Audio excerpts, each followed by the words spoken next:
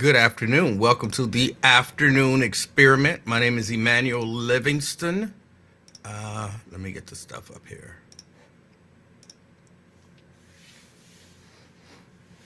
I posted that I wouldn't be on till 3:30 because I was running late, but traffic was a little lighter.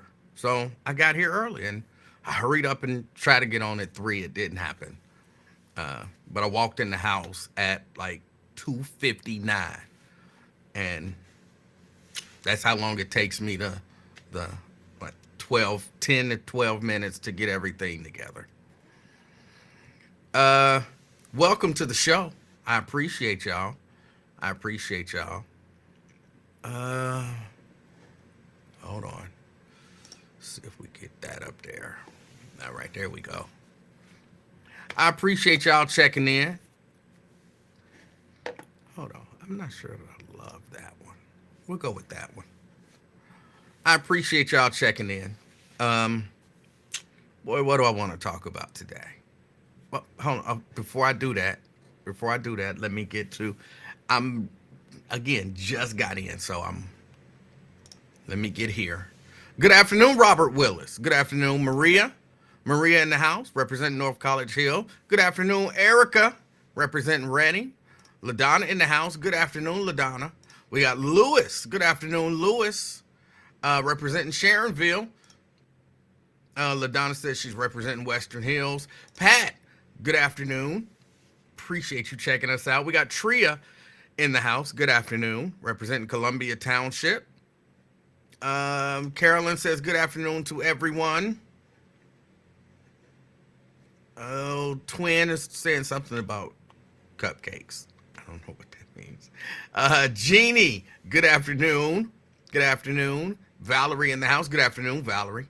Appreciate you. Representing Dent. All right. Ed. Ed says, what's up? What's up, Ed? Oh,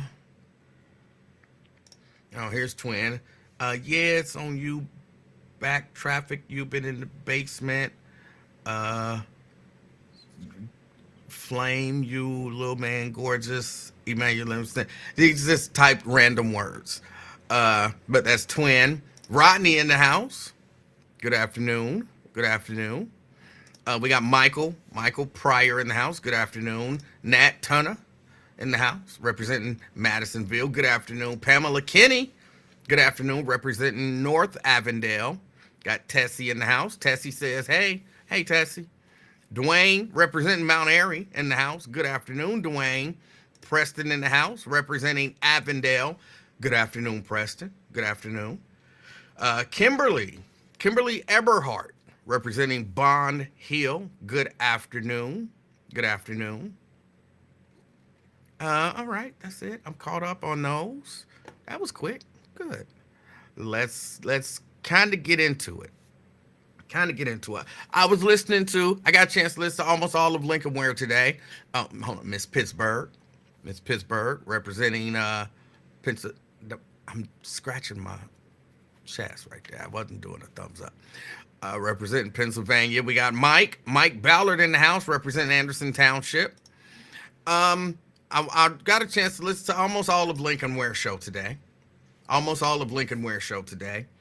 I want to address something that I heard. I heard someone call in and give a suggestion about using one of the stadiums. I don't remember which one. For Juneteenth. And, one could argue that maybe some specifics need to be ironed out, but I didn't think that was a bad idea. I don't think it's a bad idea for the community to be able to use one of the stadiums if they can, to put on a Juneteenth program. Whatever that program looks like.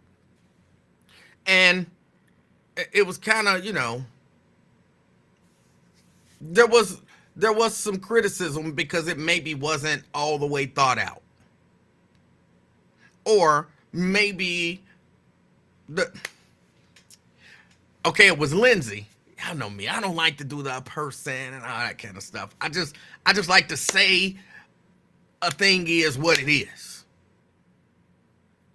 I don't. People think I'm taking shots at them because I always tell people, look, if I take shots at you, I like to say your name. All right. So just because I say something and it might sound like I'm referencing you, I'm probably not. Unless I said your name, I'm not thinking about you. I'm not thinking about you. I say your name when I'm, whoever you like. Right now, I'm talking about Lindsay. So I'm saying his name.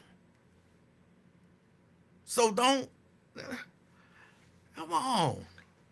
I don't have no problem saying names. I don't have no problem calling names when I think it's appropriate. And just because the shoe might fit don't necessarily mean it's your shoe.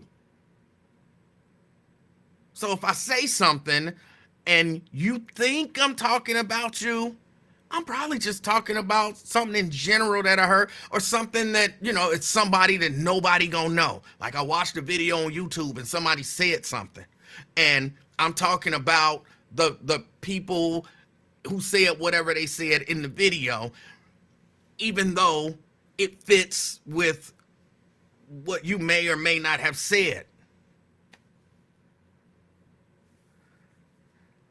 But I'm talking about Lindsay now.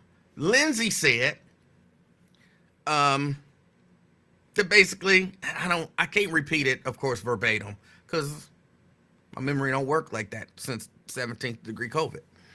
But he basically said, why can't we take one of the arenas and have a Juneteenth program at the arena where we have people talk? And Lincoln was suggesting, you need to have some sort of entertainment. And I think he was suggesting, we don't need no entertainment. We just need people talking. And it don't need to be no big name people, just regular people talking. So there was some,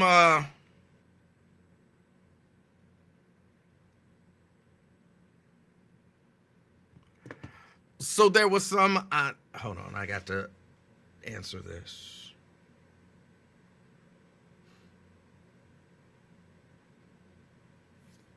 Okay. I don't actually have to answer it. I just had to read it. So there was this little back and forth about, whether or not the idea would work. Now, of course, I responded, why don't you organize it? Or actually, I think I said, why doesn't he organize it? Look, regular people have great ideas. They have some not so good ideas too, but sometimes you think a thing should happen and it's in your heart to see that thing happen. Sometimes that means it's your responsibility to get that ball rolling. Because if nobody else has the idea, or nobody else sees the value in the idea, but you think the idea is a great idea and will, make some change some minds, enlighten some people, be positive, start working on your idea. Sometimes you're going to have to organize the stuff that you think is good for the community. I know a lot of people like to have a great idea and then give it to somebody else to execute. I got this great idea. Here, go execute it. Oh, I got another great idea. Here, go execute it. And if you have like a team, I'm like, if I hire an idea guy, that's what I want him to do, or her.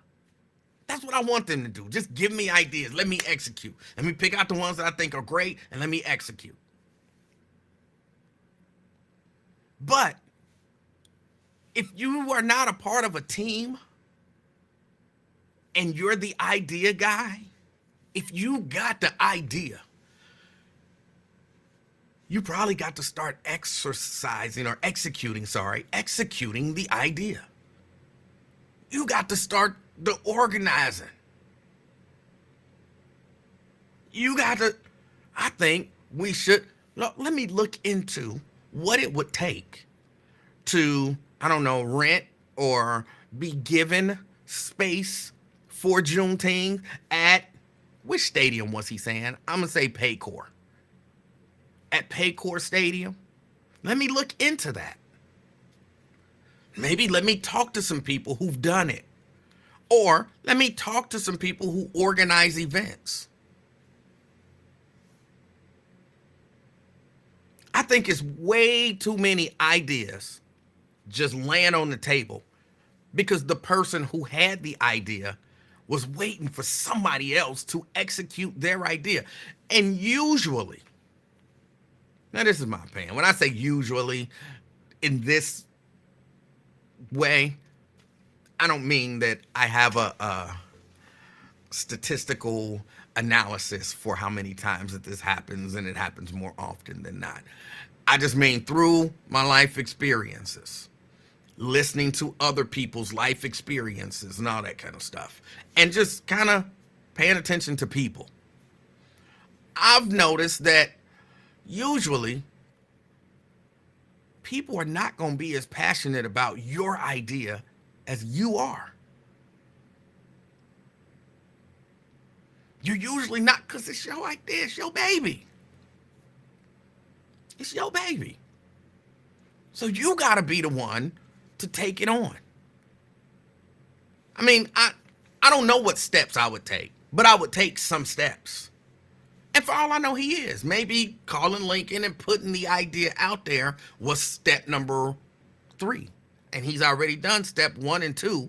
And that was step number 3. I don't know. It's possible. But I was criticized by Twin. Twin said that was negative of me. I was being negative by suggesting that the person with the idea should begin to organize it. And that's a problem to me too. Why can't people, I don't want to say accept criticism because that wasn't criticism. Why can't people, why does it have to be negative if I'm not automatically your cheerleader? If I'm not automatically your cheerleader, like I wasn't like, yeah, Lindsay, yeah, go, that's a great idea, you can do it. If my response is, you should organize that. And I'm not all on his tip, you know what I'm saying? That's not negative. Some people think way too much stuff is negative. I don't think some people know what negative is. I could see if I would have been like, that's a dumbass idea and you a dumb person. Okay, that's negative. That's negative.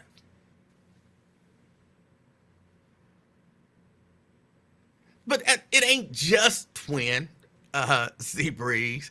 Seabreeze say Twin also said we don't know the weather from day to day. It ain't just that. It ain't just that. See, that even here, because I really want to address this. I don't know why. I just feel the desire to address it. I like to meet my critics and head on and get an understanding. I'm not running from no debate. I'm not running from, I can defend my position, and then once I can't and I realize I'm wrong, my position will change because I was wrong. So I'm not running from no debate.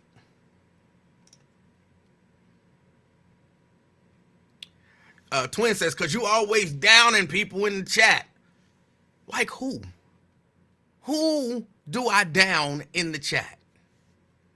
Maybe Lincoln. You might be able to argue that I down Lincoln sometimes, even though most of the time I'm not down in Lincoln.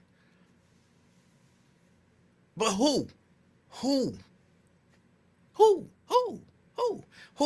do I down in a chat? Just because, you know, my feedback is not, it's your perception. And I think sometimes we gotta get past that. We gotta get past that. I think you're being negative. Maybe we had to analyze what was actually said, because it's hard to, this I'll give you, it is difficult to judge the tone of text. difficult to judge the tone of text. That, in my mind, that's one of the drawbacks of texting, having a texting conversation.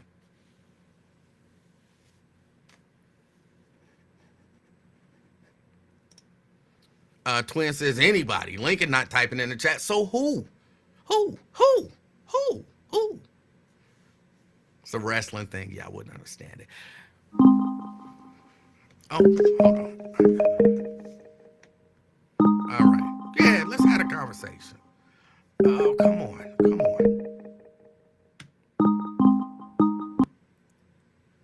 Twin. You hear me? I can hear you now, yes. You hear me loud and clear? I can hear you loud and clear. About to get on your ass. Oh, don't get on my ass. Just talk to me. Whatever. Take it how you want to take it. No homo. Whatever. But he was just giving a suggestion, an idea. You always be on people's ass, man, in the chat. It just ain't Lincoln. Anybody say something, you'll jump on in it and everything instead of minding your damn business, cutting up some shirts or something. Twin. No, ain't no twin my ass. Twin. I'm on you like... Twin, you're not on me. Twin, if you give a suggestion and someone says you should organize that, how is that negative? No, it ain't. It's just the way you said it and everything. All I said was he should organize that. How is that negative? No, you say the things, people don't catch on to what you said. He just blow past. Hold on. But I know you just like a Steve Urkel, that little all freaking I flat said ass flat. was no, he should just organize that. It just ain't him. You do other people like that too. Like who? Because I be y'all people. Like who? Anybody, like who? man. Like who? Give me an example. Nah, man, we ain't about to go back and forth with that girly stuff, man. That's not girly stuff. That's logic. That's reason. No. That is what they call receipts. Give me a receipt. What the fuck you be doing? Give me a receipt, bro. Give me a receipt. Give me a receipt. You and your brother be clowning, man. Oh, now my brother. Y'all good news. That means you don't have nothing to say. All you can talk. Who you and your brother? You said I'll be in the chat saying negative stuff. I see y'all in the chat. Give me an example. I'm not about to go in that fucking investigation. So you don't have you one. You and your brother be. No, because so you don't have an example. People catch you.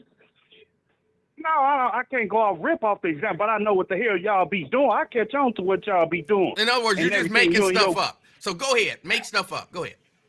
Ain't shit to make up if I see it right there in my face. You 100% making it up. Whatever. 100%. I just can't even talk to you because you nonsense. Because you making stuff up. You making stuff up. I'm not making stuff up. If I see it in my face. Give me any sort of example. He was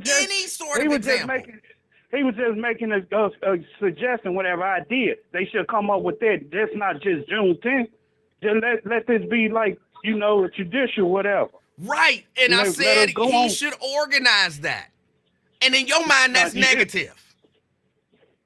Basically, because I know how you gotta catch on to what you say and watch your ass because you be on some backdoor slick shit, man. Nah, bro, ain't nobody stupid out here. You being silly. Man, you ain't nobody stupid. Ain't nobody being silly. I know. No, you and your brother be slaying some slick shit, and if that motherfucker don't catch on, they gonna be lost and shit. But I know what y'all goofies be doing. You should he should organize that. What is slick about that? With you. Well, I'm gonna let you catch your breath. Tell me what's slick about it.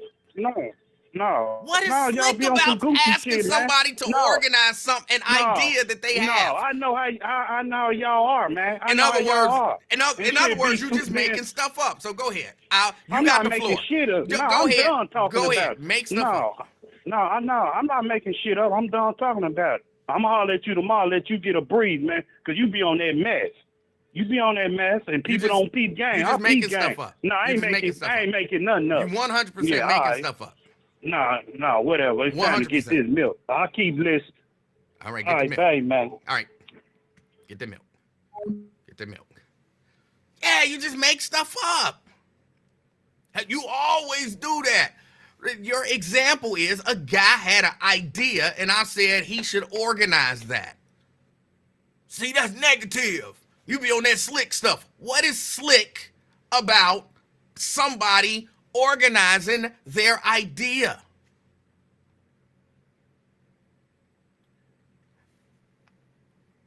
Here, let me give you some work to do. Let me give her some work to do.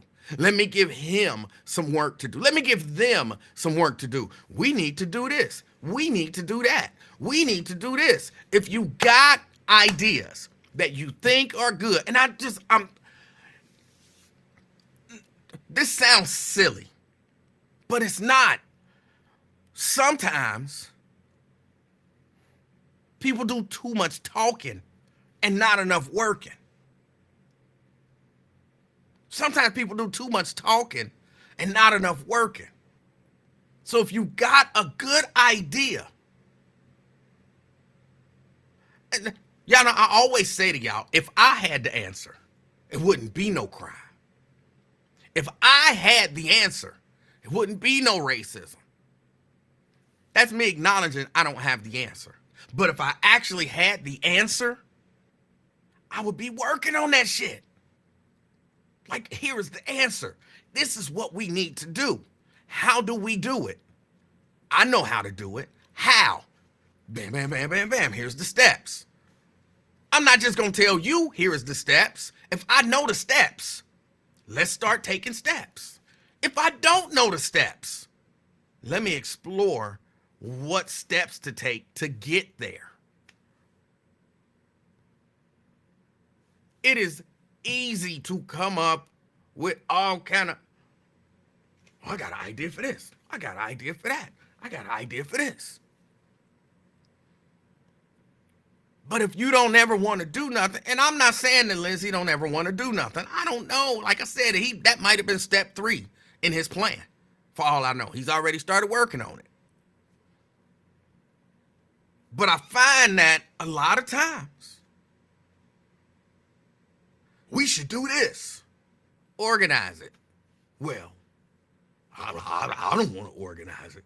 I don't want to do it. I don't want to.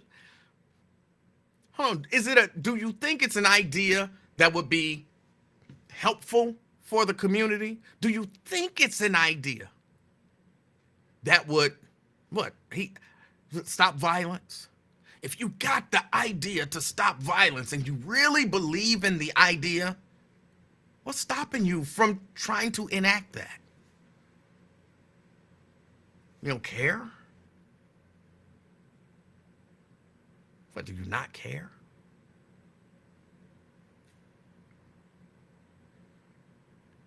Michael says that was a good suggestion. And I'm not disagreeing that it's a good suggestion. I would love to see maybe some sort of Juneteenth program taking place at Paycor Stadium. It's not my idea. I don't feel passionate about it. I don't. It's not my idea. But guess what? It was his idea. So if it's a good idea and you're passionate about it, start working it. Start making it happen. It takes work.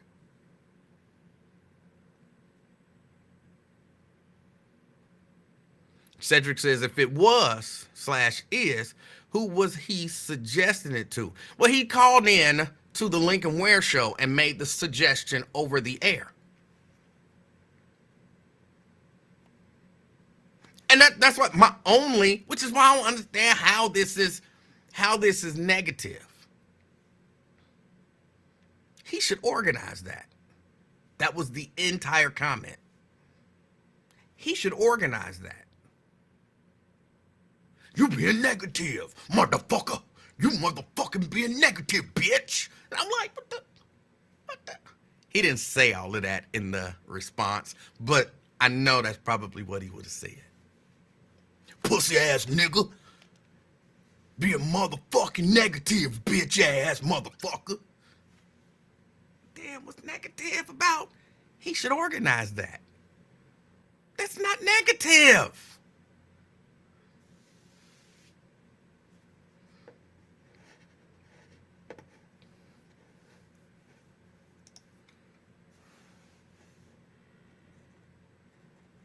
Not negative. But I don't know. Again, I see it a lot. I have a suggestion. I have an idea. This needs to happen. We need to do this. Nobody willing to organize it. Nobody willing to organize it. Got work for you. Here, I got work for you. You doing 36 things in the community. I got number 37 for you. You ready? So that kind of bothered me. That it was somehow perceived as negative. I'm not enjoying those words. I am not enjoying those words. Y'all know I don't cuss. I don't cuss. I hate those words. I'm ashamed that they even had to come out of my mouth. Yes, mouth. M-A-U-F-F.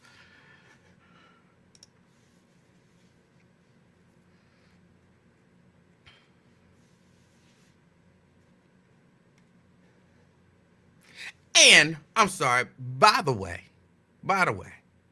this is for everybody who this is y'all criticism of me.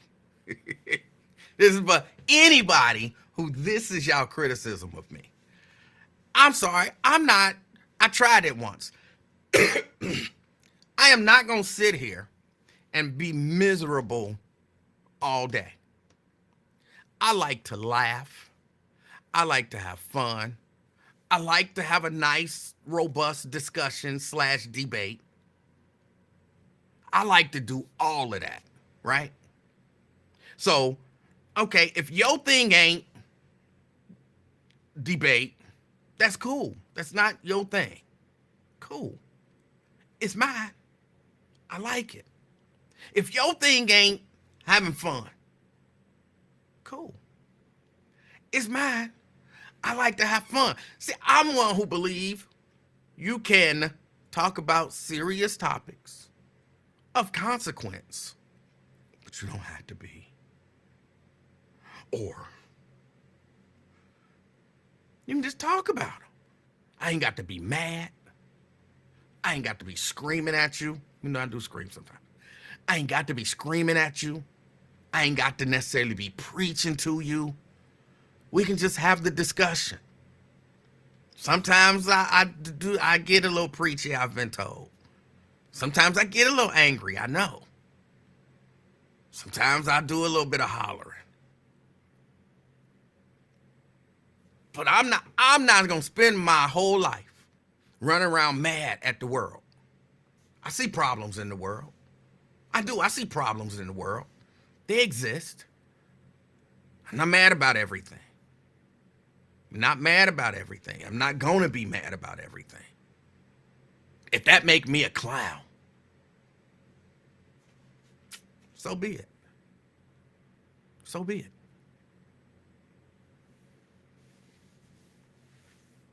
I'm not gonna run around here mad at everybody all the time. Just not gonna do it. And it's not my fault if everybody else running around mad. Not gonna do it. What else is going on? They told me, and there is, it's not too far from me. They told me that there was a lot of police cars, on the corner of Whooper and Vine. Earlier in the day, I heard somebody say that. And I was trying to rush home. I could have rolled through there and maybe seen what was going on. So, if anybody got any idea of what's going on, because I haven't seen anything. I was, as I was talking and setting up and the countdown was going on, I was looking for it. I haven't seen anything about it. So I'm really curious as to what may be going on.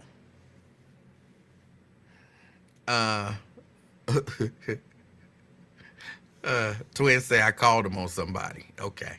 Again, you can believe whatever you want to believe. I do have to say,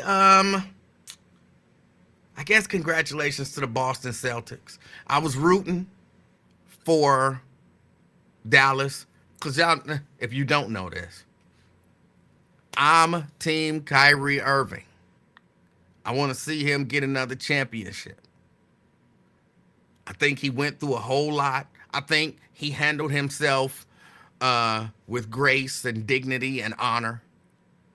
And I would have loved, I mean, I'm glad he made it to the finals with Dallas. I would have loved to see him win a championship after all of that nonsense.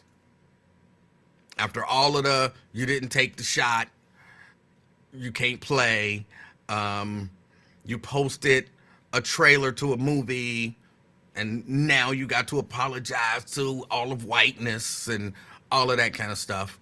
I would have loved to see him win a championship. But it wasn't, Boston had a really good team this year. I think they were destined, if you believe in destiny. I don't necessarily believe in destiny. But they were good enough that they were going to win that title this year. Sometimes you win, sometimes you don't. So I'm saying congratulations to Boston because I got nothing against, any of the people on that squad or anything like that. Coach, none of that. So congratulations to them, even though I did want to see Kyrie Irving win. I did. I wanted to see him win. Well, there was something else I wanted to talk about. Just a quick. Who doesn't know that you can't go out there and get in the path of a daggone roller coaster? I mean, it's a tragic situation. This person decided, according to the story, this person decided they dropped their keys on them. And look, I've experienced that. And here's what I will tell you. Jeannie says Kyrie was too inconsistent. He was.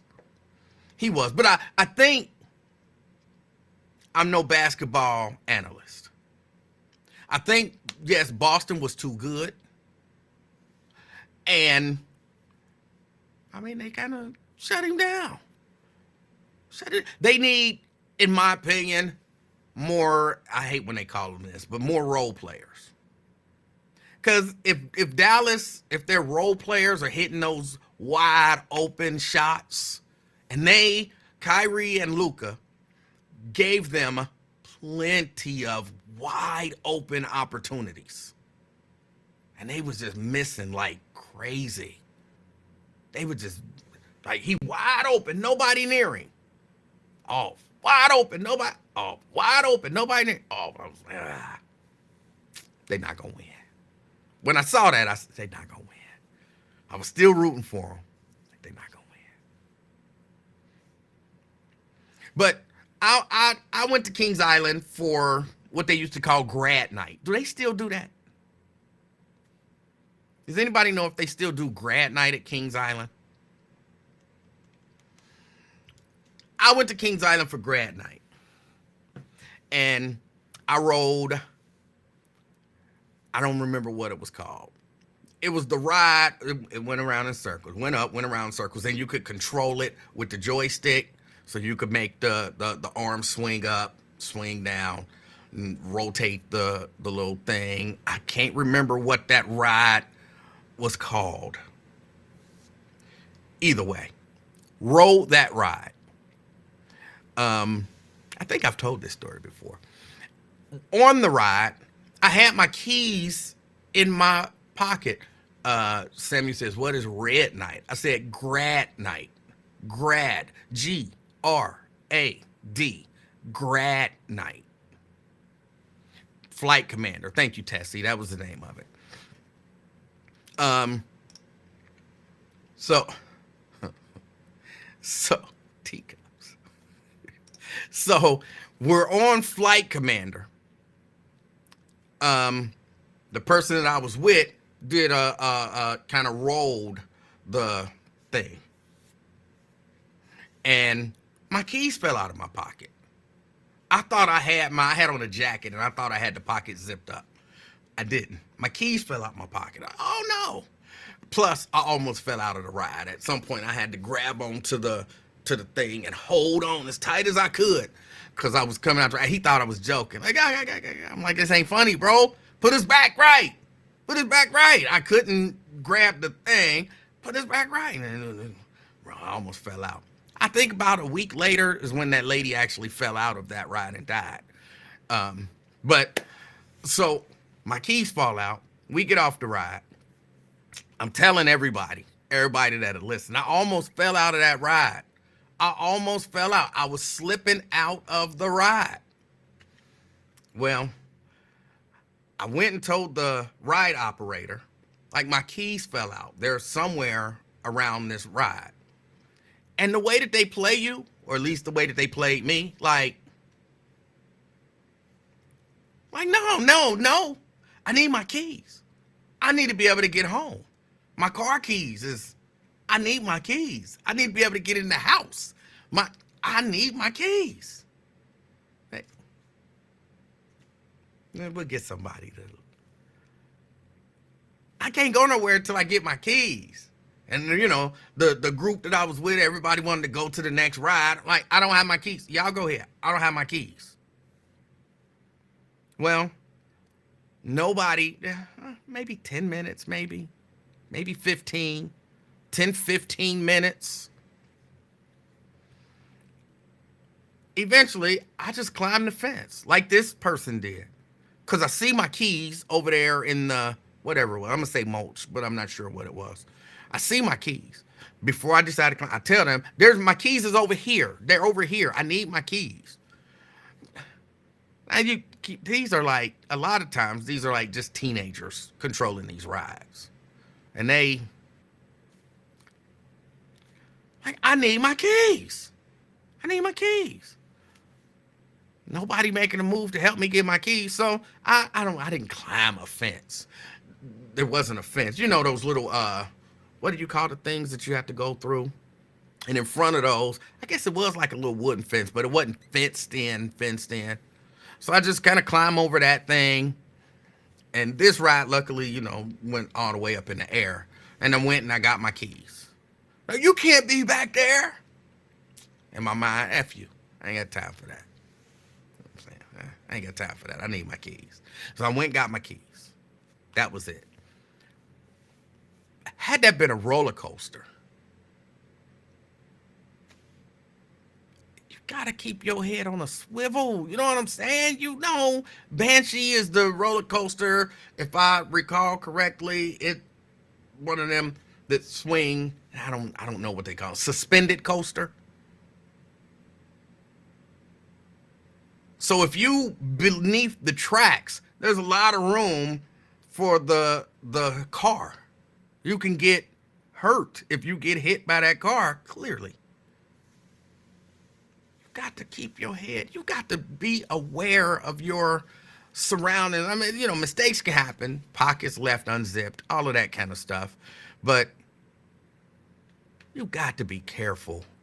People, be careful in all situations. Try to be aware of your surroundings. Try to, you know what I'm saying, see everything that's going on.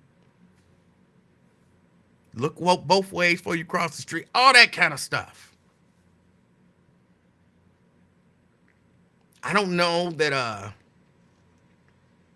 Ron says, I know you want to laugh. I can see it in your face. I'm not sure what you're seeing in my face. I do not want to laugh. That sounds like a horrible, tragic thing to happen. I wouldn't want that. I wouldn't wish that on virtually anyone. Trying to think, is there somebody that I would wish that on? I can't think of them right now, but maybe, because I'm that kind of person. But I definitely wouldn't want to see that. I definitely wouldn't want to be on the roller coaster and run into somebody. That's horrible. That is horrible. But I don't know where you seeing want to laugh in this. Not at all. Oh, yeah, Mr. Mitchell.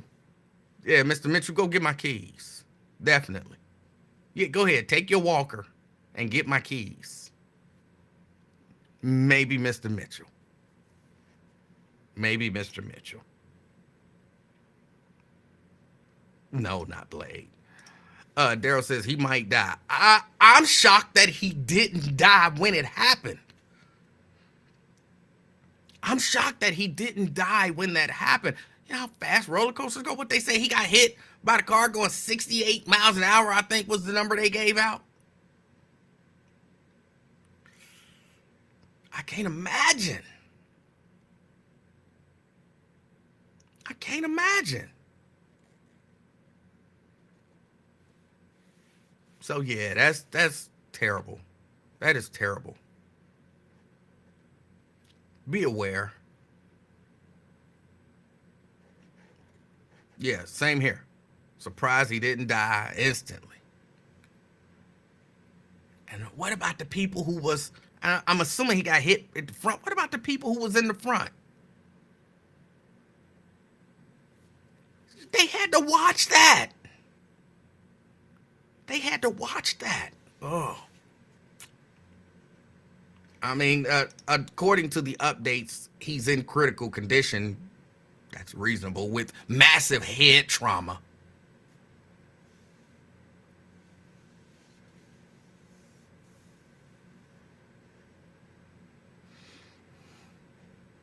But I hope, I wish, even pray for a speedy recovery. I haven't actually prayed for a speedy recovery, which is why I kind of hesitate to say that. When I get off the air, I will pray for a speedy recovery for that man.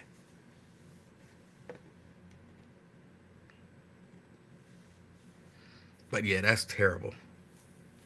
That's terrible. What else? What else? What else? What else? There was something else that I saw that I wanted to discuss. Oh, hold on. Let me address this. I think this is just going to be addressing stuff. Let me address this. People. This has been kind of my mantra since I started on the air and even before. Black people are not worse than white people. White people are not better than black people. We all have issues in groups and individually. Okay? And I heard Vernon basically saying, if that shooting at Bramble Park had happened at a white park, then everybody would have been turning the person in. Black people need to start snitching and blah, blah, blah. And y'all know, those of you who know me, know that drives me crazy. What if the shooting happened at the white park? I'm going to just call it the white park. And they didn't know who it was. The idea that, oh, a shooting happened at the park and nobody said anything to the police. The police came up and they said, I didn't see nothing. I ain't seen nothing. That's usually not the case. People will tell the police what they saw. Even black people will tell the police what they saw most times. Again, in this case where I'm saying most times, I don't have the statistical analysis and all of that kind of stuff. I'm just going based on the stories that I see when something happened and police say, we talked to witnesses and no one could identify. The fact that they talked to witnesses means people were talking to them. But if I don't know that dude over there shooting, I don't know where he came from. I don't know who he was shooting at. I don't know what led up to the shooting. What am I supposed to tell the police? To make me like the white people, like the good lily white people. What am I supposed to say? If black people don't know the person who did it, whatever it is. If black people don't know the person who did it, what are they supposed to just make something up to say that we talked to the police and we gave them the...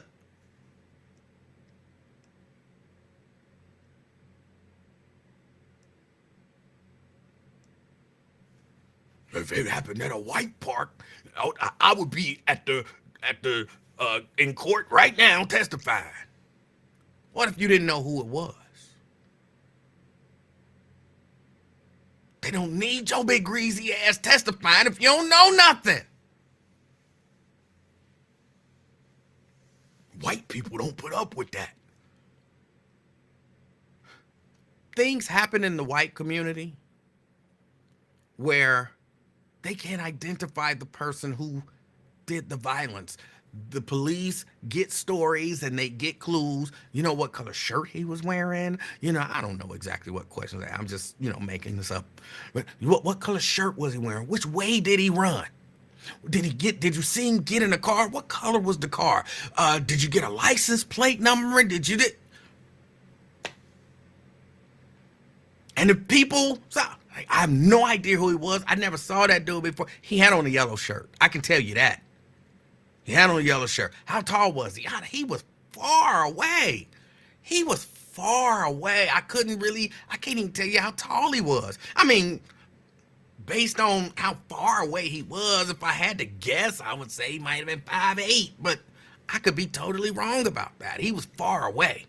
I'm not good at you know what I'm saying? People talk to police. Black people talk to police. People mad at black people because they can't identify the person. And so somehow that make black people bad and white people good. Stop doing that, please. Please. There are times when that's appropriate, when not that. But when it's appropriate to criticize people for not giving law enforcement information. And there might have been a person or two in that park who knows who the people or person or people were who were shooting. Might be. But the idea that all these black people in the park won't talk to police, but if it was white people, they would tell the police. That's that sick, I don't want to say self-hate, even though it sounds and feels like self-hate to me. I don't really think it's self-hate. I don't think it's self-hate. It's taught hate, if you ask me. Because there is the image of black people not wanting to tell that's pushed over and over and over again. And I always I like to ask simple questions. You're trying to trick somebody. I'm not going to play all these silly games with you. Oh, because you can't answer the question. Because you can't answer the question, now it's silly games. But, okay, I like to ask the simple question. Do white people always turn in, let's say, their relatives when they do something wrong? They got 100% turn-in rate. If a group of white people do something wrong, and let's say it was 4 white people, and 2 of the white people started shooting, do the other 2, 100% white people, always turn in the shooters? Clearly, the answer is no. Why is it unreasonable when it's black people who do the same thing? I don't know if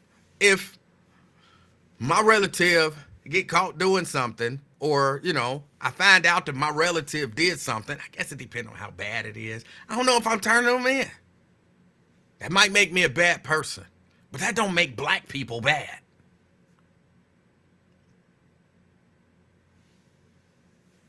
Moving, hold on. See, I like questions because it gives me something to actually answer. I actually answer questions. Why you always comparing black people to white people? What about Asians and Mexicans?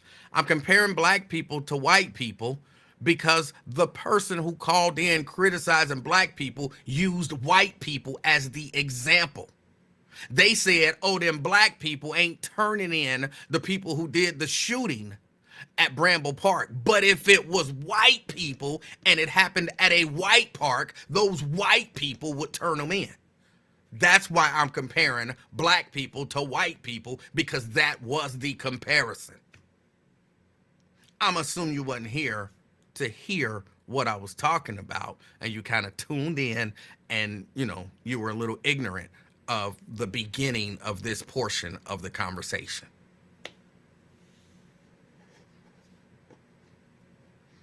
But that's why I like when people ask questions. I don't mind answering the questions. I don't mind answering the questions.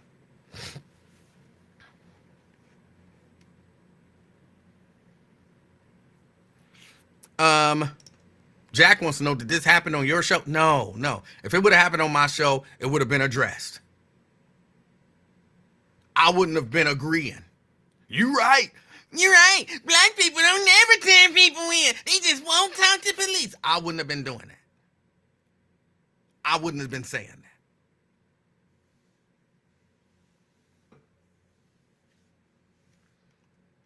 But those two aren't the only two who believe that. I keep telling y'all, I watch YouTube. I listen to a lot of talk radio. I listen to, people give commentaries on Instagram, on X, on I very rarely watch Twitch. I was about to say Twitch. I don't really watch Twitch. YouTube, Facebook. I watch all kind of stuff. I like talk. And I hear this propaganda put out there over and over and over.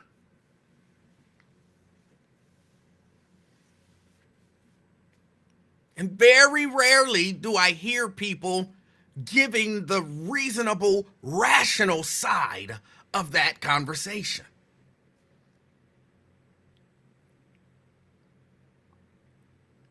And so when you hear that conversation, black people don't turn people into police. Black people don't turn people into police. Black people don't cooperate with the police. Black people don't this and black people don't that. It keeps giving that mindset that black people don't do it, but white people do.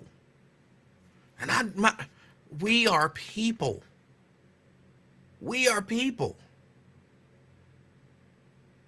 So because I'm a black person, I got to get blamed.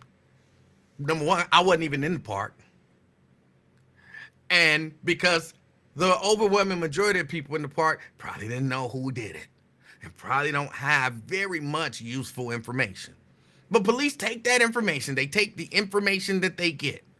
And I'm going to be honest, I don't know that I would have stuck around to talk to the police. I hear shots flying, pop, pop, pop, pop, pop, pop. Let me get out of here. Let me get out of here. Well, let me stick around and wait for the police. Oh, duck, bullets, duck. But we not leaving because the police is going to come and we going to need to talk to them. Duck, move, duck. No, let's get the F out of here.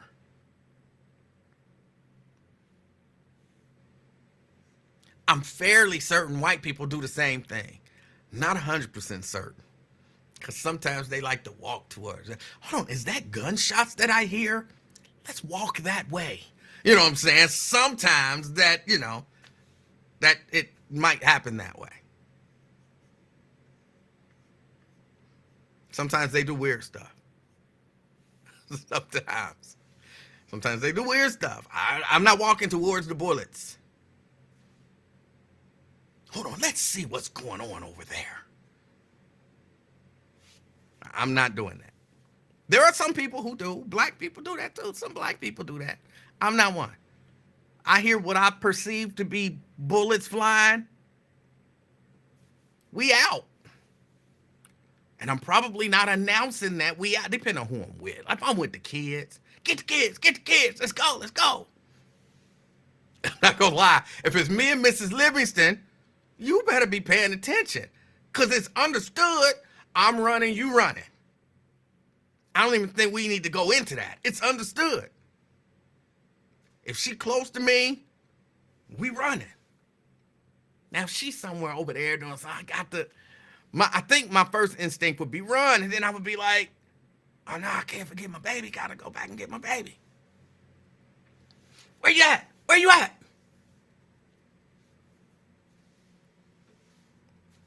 But I think my first instinct would be to run, and then what is she doing over there getting greens? Fuck them greens! Run! You know what I'm saying? That's what I don't cuss, but I had to put myself in that situation. And in that situation, that's what I would say. You in a line to get greens. F them greens.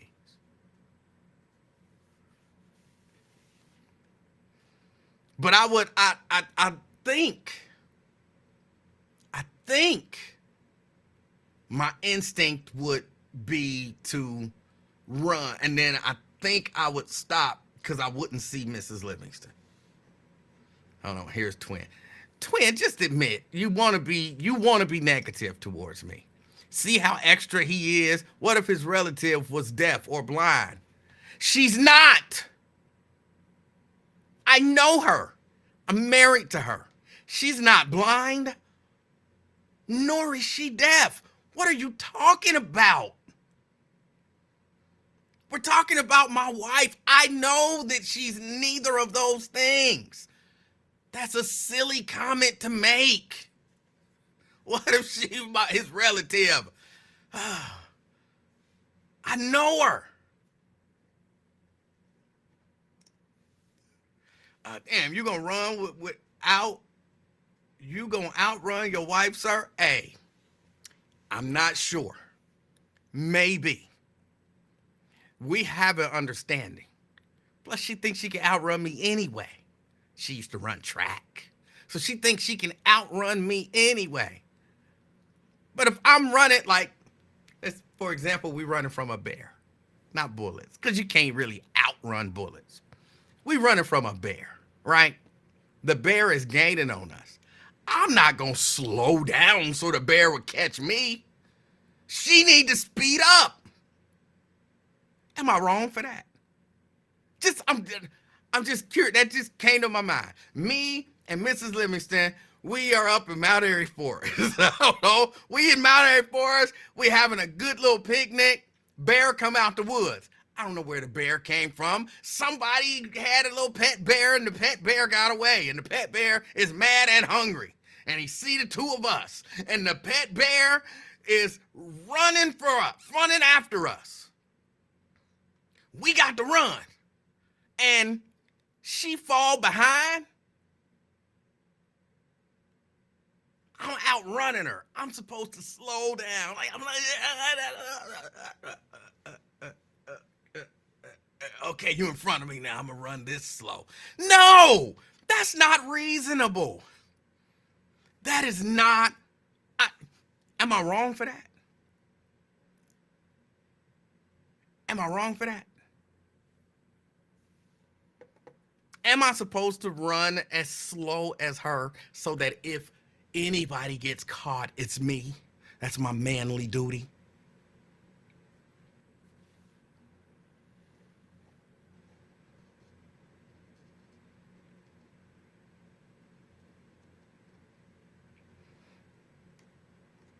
I'm curious as to what y'all think. Is that my manly duty, my husbandly duty? To be the one to get caught by the bear?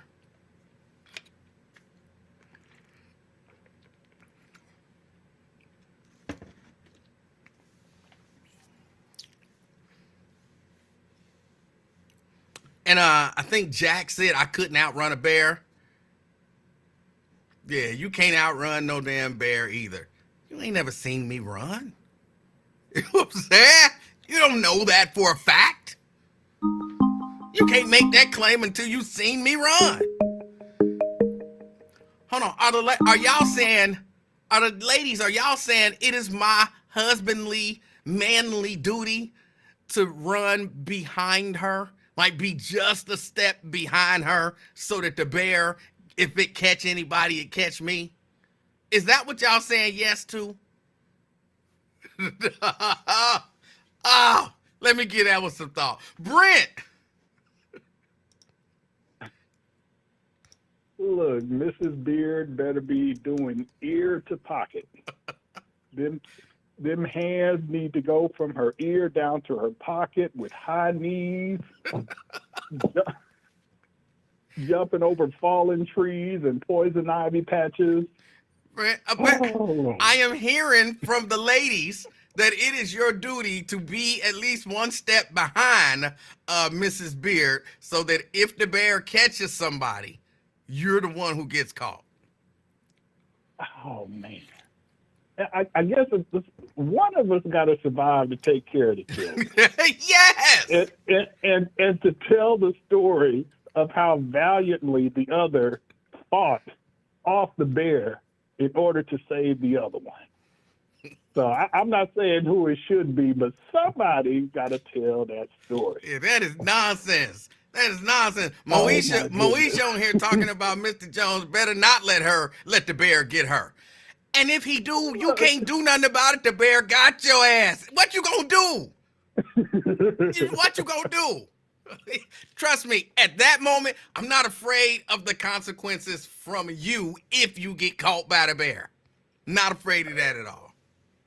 Look, Moesha didn't even take Mr. Jones' last name. That's right.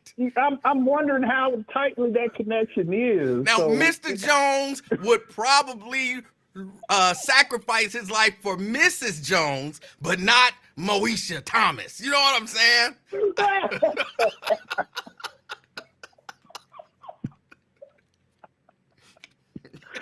Oh, my goodness.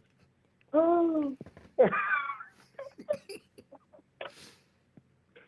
Oh, boy. Oh, man. And I was there at the desk and had to come back to one of these call rooms to call in. But, man, that's something else. I need to move something more seriously. A couple days ago, you were talking about YouTube Technical College or TikTok University or whatever you want to call it. Yes. And I totally agree with you that especially those men that can and ain't, independently wealthy, man, learn how to fix something.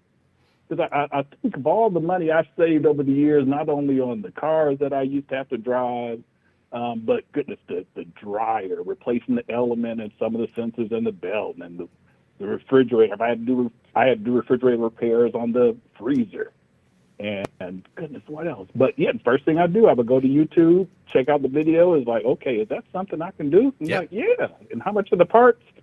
$20. $20. A lot of parts is $20, $25, and you'd be like, "This is a $3,000 job. Why is this $3,000 when the part is $25?" But yeah. Yep. With our HVAC unit up in the attic, we got 2 zones. And that flame sensor, we have gas, so that flame sensor was sometimes it's ceramic, so it would crack. So all that was like $10. And we were cold maybe a couple days until Amazon Prime decided to make their delivery. But if I'd asked somebody to come out there, that's at least $150, $200 just to undo, not even undo a screw. It's just a twist knob to take off the cover and to remove a connector and a nut. That's it. 20 minutes and we back, nice and toasty in the house.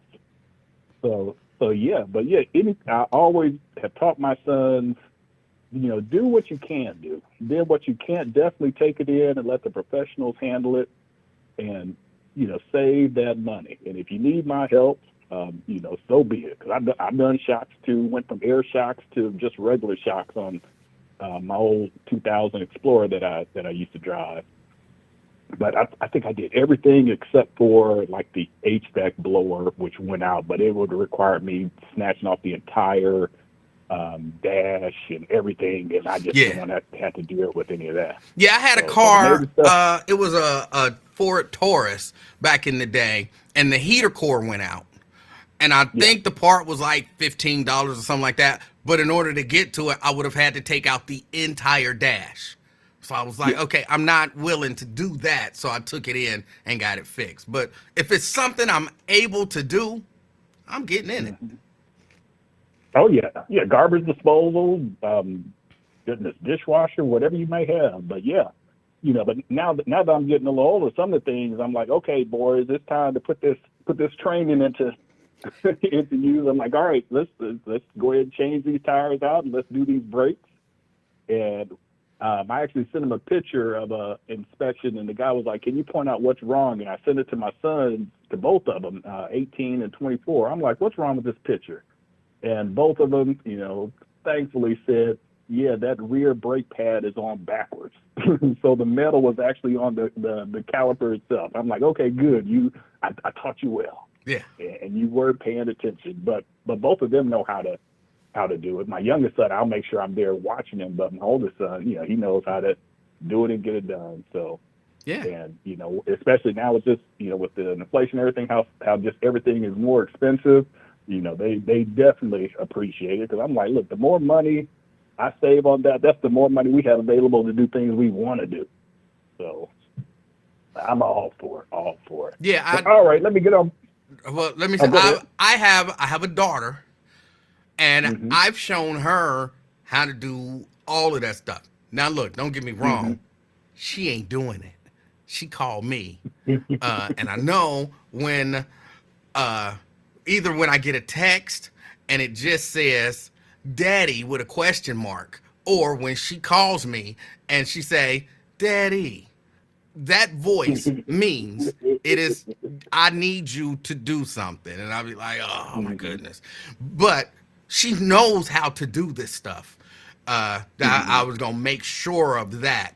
And my son, he keep teasing me, like, let's buy a car and restore it. And I'll be like, all right, because I'm down for something like that. But Mm-hmm. he ain't gonna never do it. But yeah, nah, Yeah. it's important to teach those things as well to your children. Yeah, I get that call from my oldest son, and I know whenever he starts the conversation with "so," I'm like, "Oh Lord, what's going on here?" Yeah. Like, all right, but tell Mrs. Livingston, if y'all ever out in the woods, don't be running with the slow bob like bruh, man. Look, we'll ice them sore hamstrings and calves later, but we gotta make it, or at least one of us gotta make it, and tell her, don't make you have to make that decision. Yeah. Yes, that's right. But you're a good storyteller, so I'm sure it will be a fantastical tale, one for the ages. Let's hope not. Oh, I can see you tripping over log, and Miss Livingston is 50 yards ahead. Then she comes back and catches him with a spear. She definitely ain't stopping. If I trip, she loves horror movies. And so we watch horror movies a lot. And when people get to tripping, sometimes she will pause the movie and look at me and say, just so you know, if you fall, I'm not coming back for you. You on your own. Like, what? Well, I would come back for you. She like, that's good to know, but I'm not coming back for you. You better watch your footing is important and go back to playing the movie. So yeah, I know she's not coming back for me. Yeah, don't be in the woods with no Crocs on or no flip flops. No open toes. Yeah. All right, hey, you take it easy. All right, you do the same, Brett. So yeah, I know she's made it clear. She's made it clear. Plus, she thinks she can outrun me. So it's race. On your mark, or as we used to say, on your march, get set, go. And all y'all talking about, I can't outrun a bear. I can't outrun a bear. Y'all never seen me run. Oh, bears run 25, 35 miles an hour. You never seen me run. You're too short to run fast. You never seen me run. So don't judge. Let's see.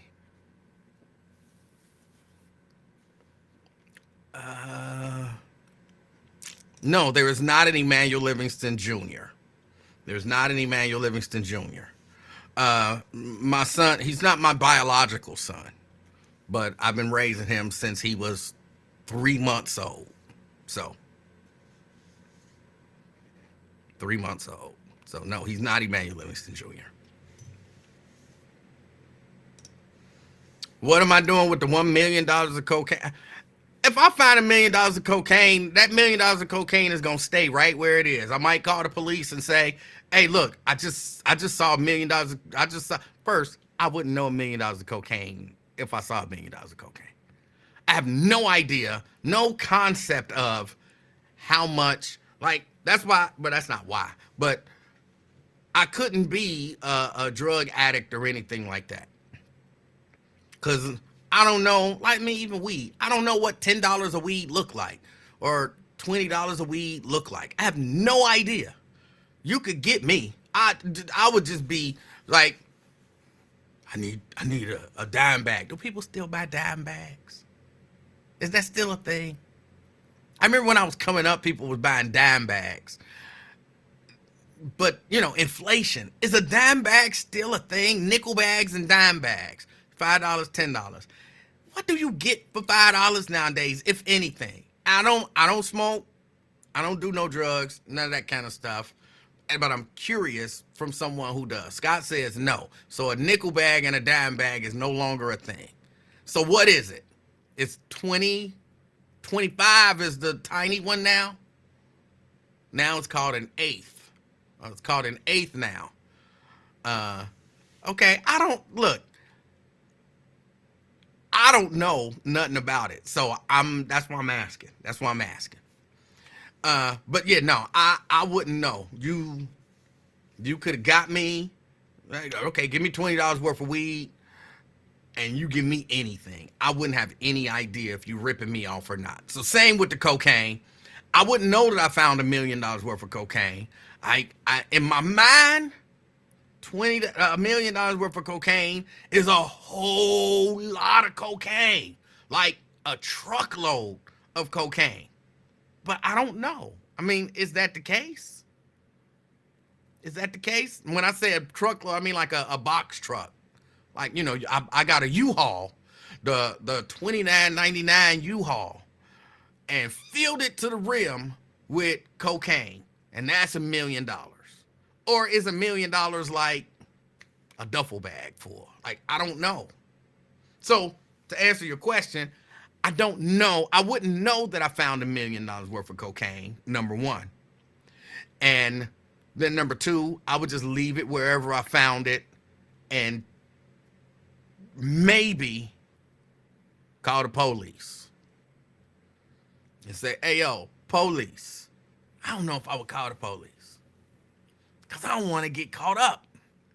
I don't know that I want to get caught up in the middle of it. Because, you know, like 911 calls and stuff like that is a public record.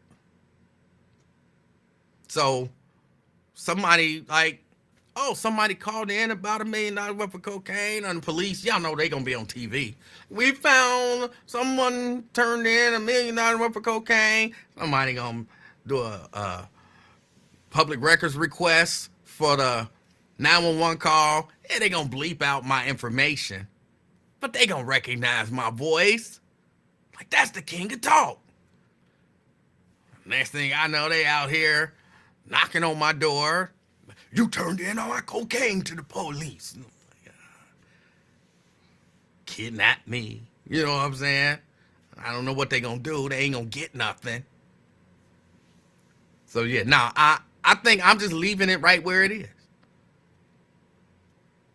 I'm just leaving it right where it is.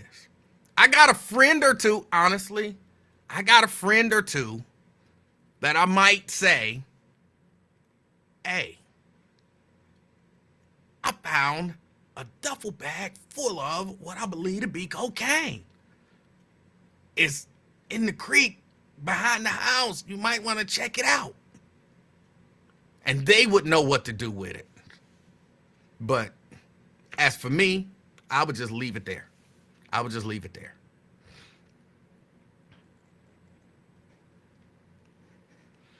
Some of y'all talking about y'all would do with it. This is what y'all would do with it. I hold on. I'm in all honesty. Like, I know it's kind of cool to say that. Like, oh yeah, I'll be this and that. I'll be this and that. But in all honesty, you find what you know to be $1 million worth of cocaine, and you telling me honestly you would try to start packaging and selling it? Really? Genuinely? You're an otherwise good person. Because I hear people talk about, like in terms of cheating, men cheating, for example, which, by the way, that's not a thing. For the most part, black men don't cheat. It's not a thing. I mean, you got Twin and a couple other dudes, but for the most part, black men don't cheat.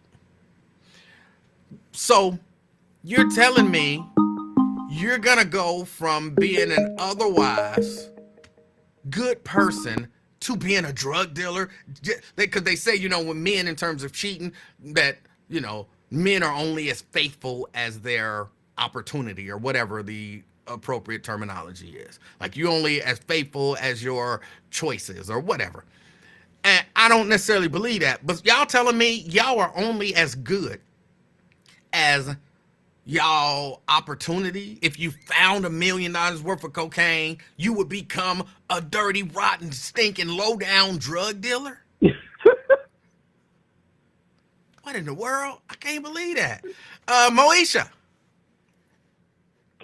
I cannot confirm nor deny that I know some people that would know what to do with that $1 million of coke. I know and one I or would two. get Yeah. a finder's fee. I would get a finder's fee.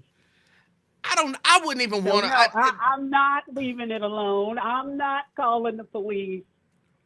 I'm getting my finder's fee. You don't need the finder's fee, number one. But I guess that's how money people do. Like, money people like, hey, it's money involved. I need to get some money out the deal. And that's how you become rich. But for me... But like I said, I cannot confirm nor deny that I know some people. But the reason why I called was back to you and the bear, and you letting Mrs. Livingston getting eaten up by the bear. So, Hold on. Wait. Hold on. Before you continue, let me just say, I never said I would let her get eaten up by a bear. I just said I wouldn't stop and or go back to help. Mrs. Livingston is scrappy. She might be able to take the bear for all I know. You know what I'm saying? She is scrappy. I believe in her. That's why I'm leaving her. I believe in her. My faith in her is so strong that I know that she would make it. But go ahead. So, in the beginning of my relationship with Mr. Jones, I was talking. We were coming back from dinner or something. We were about, I'd say about 6 months into dating. And I was just going on and on about how I want the type of love where my man would stand in front of a bullet for me, and if we got robbed on the street and somebody held a gun to my head and looked over at my man and said, I'm going to shoot her or you, I would want my man to say, take me, let my woman go. And as I'm going on and on, Mr. Jones just had this weird look on his face. Like, it was just like the weirdest look. And he was quiet for like a long time. And he doesn't cuss. But he don't cuss, but I can tell swear. you exactly what he was thinking. What do you think he was thinking? This bitch crazy. That's what he was thinking. He don't cuss. No. He would never say it, but... No, that's not what he was thinking. That's close. But he did say that he was thinking, bitch, you better run. I'm not jumping in front of no bullet for you. I'm not getting killed for you. And I was like, oh my God, I don't know that I like him now. He's like telling me he's not going to take the bullet for me. And so then he was like, well, what are you going to do if they put the gun to your head and say, okay, it's going to be either you or him. Are you going to die for me? And I was like, so, what are we doing next week?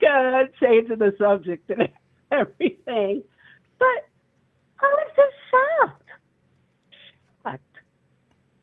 I mean, I don't understand why you would be. No, we're both people.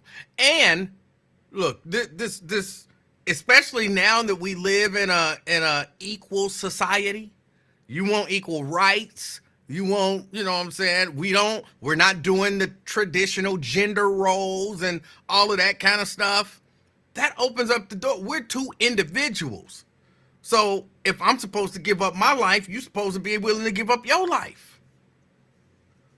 If not, take off them shoes, get your ass in the kitchen and make me a sandwich.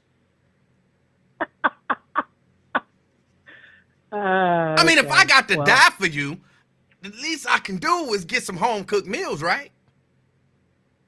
Well, I thought I had a good one, and he wouldn't even take a bullet for me. That don't make him not a good one. I reject that logic. I'm kidding. You know that. There's no way that man is taking a bullet for me because I wouldn't take one for him. But I just thought that whole situation was funny, that you'd let the bear eat Mrs. Livingston. She's scrappy, I'm telling you.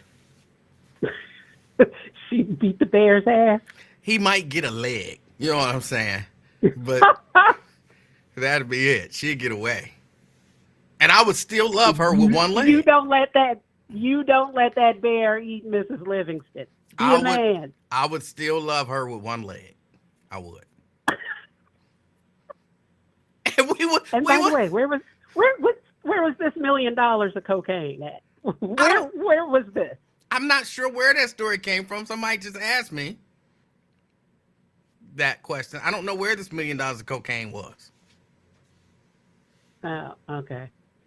And whoever said that I sound like I drink 40 ounces of Geritol, you're hilarious. I'll talk to you later. All right, Moesha. All right. That was Moesha. Yeah, them days is... I don't know if them days is gone. I would... There's some things that I would do. Like, Mrs. Livingston still had to walk on the inside of the sidewalk.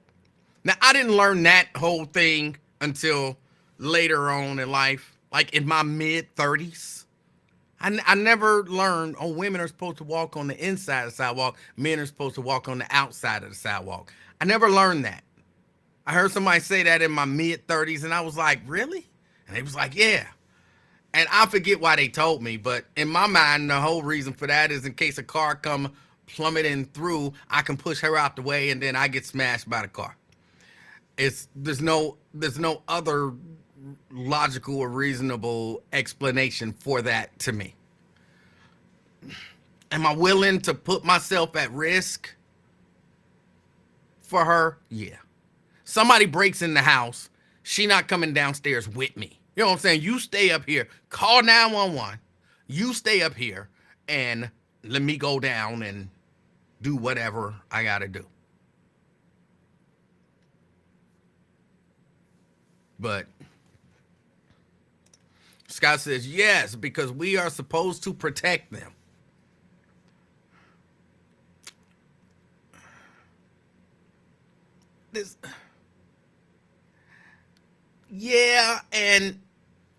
But see, here's my issue with this. In all honesty, here's my issue with this. I'm all for men protecting their women and men providing for their women and men doing all of these traditional things for their women. If the women are willing to be traditional women. I will be everything that I can be for you if you're willing to be everything that you can be for me. We have to come to an understanding, and there has to be some reciprocity. I got to go downstairs and, maybe get shot for you. I got to, what I'm saying, defend your honor and get my ass beat for you. Get run over by a car for you. I got to do, go out and work and sweat and all of that kind of stuff for you. Cool. You ain't even got to work. You don't have to work. Cool.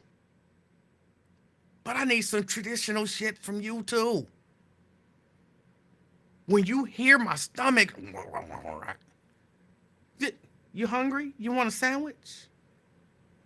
You want me to cook? What do you want for dinner tonight, honey? Sometimes you just know my meals and you doing all of that kind of stuff. Like, all of that stuff. I need some traditional woman stuff if I'm taking on these traditional men roles. And I don't have a problem taking on traditional male roles. None. I told y'all, and I'm trying to think about it to the best of my ability, or to the best of my knowledge, I guess I should say. Mrs. Livingston has not had to pay a single bill, I think, since we met. Not one. Which means she don't have to have a job. I love it that she's got like 3 careers, not necessarily jobs. She's got 3 careers. She went back to school and she picked up a degree and a certificate, and she already had a degree. So she does a number of things, but she doesn't have to work. If she said to me tomorrow, well, I'll be trying to not tell too much of her business, but at one point during our marriage, she said to me, I need to take a break. I said, I'm not sure what that means. Because, I'm me. I said, I'm not sure what that means. She said, I need to take a break. I said, okay, what are we talking about? And she said, you mind if I quit my job? No, I don't mind at all. And she said, you serious? And I said, yes. If you want to quit your job, quit your job. She said, but what do you want to do? And she said, I want to go back to school and I want to. And I said, so then what are you waiting on? She was on the phone at work. I said, then what are you waiting on? And you can pick up your stuff and leave right now. She said, I'm not going to do it that way. But, okay. And that was that. I don't mind doing none of that kind of stuff. Now, I'm not a wealthy man, so, you know what I'm saying? She knew I ain't got no job. We are not taking a trip to Paris. We can't bring in the new year in Japan. You know what I'm saying? She knew all of that kind of stuff. He's not wealthy, so we're going to have to live within our means, which means basically we're going to have to live the same way we've been living. Kind of the way we operate this thing. I take care of all the bills. All of them. When she want to do some, like, every once in a while, she want to do something big. Like, take some big fancy trip. I try to take care of that as best I can, but she be like, whatever you don't have, I got it. I'm not ashamed of that. I'm not ashamed of that. Whatever you don't have, I got it. Plus, she's a travel agent, so, you know what I'm saying, she get really good deals on stuff. So, a lot of times she'll just be like, we going to whatever country. And I'll be like, we are? And she'd be like, yeah. We leaving on Friday. And I'll be like, all right, go. But she don't have to worry about bills. Her money is for extra stuff. Extra. But with all of that said, I take on certain responsibilities and whatnot. You got to roll in this too. So that's what I'm saying. If my job is to protect, which I got no problem. I got no problem. My job is to protect. What is your job? You the woman, you the wife. We can lay out my roles: provide, protect, support. Cool. What is your role? Let's lay that out.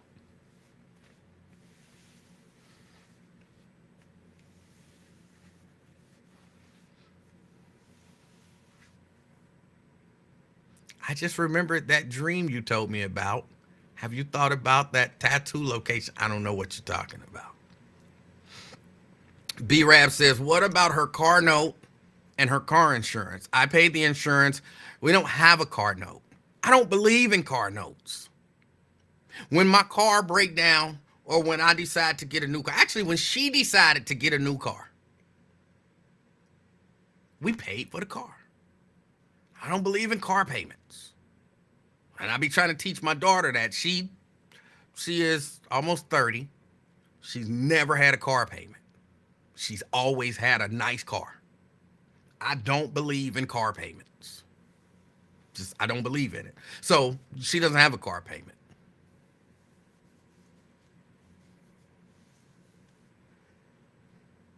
She doesn't have a car payment. But yes, I pay the insurance. No doubt about it.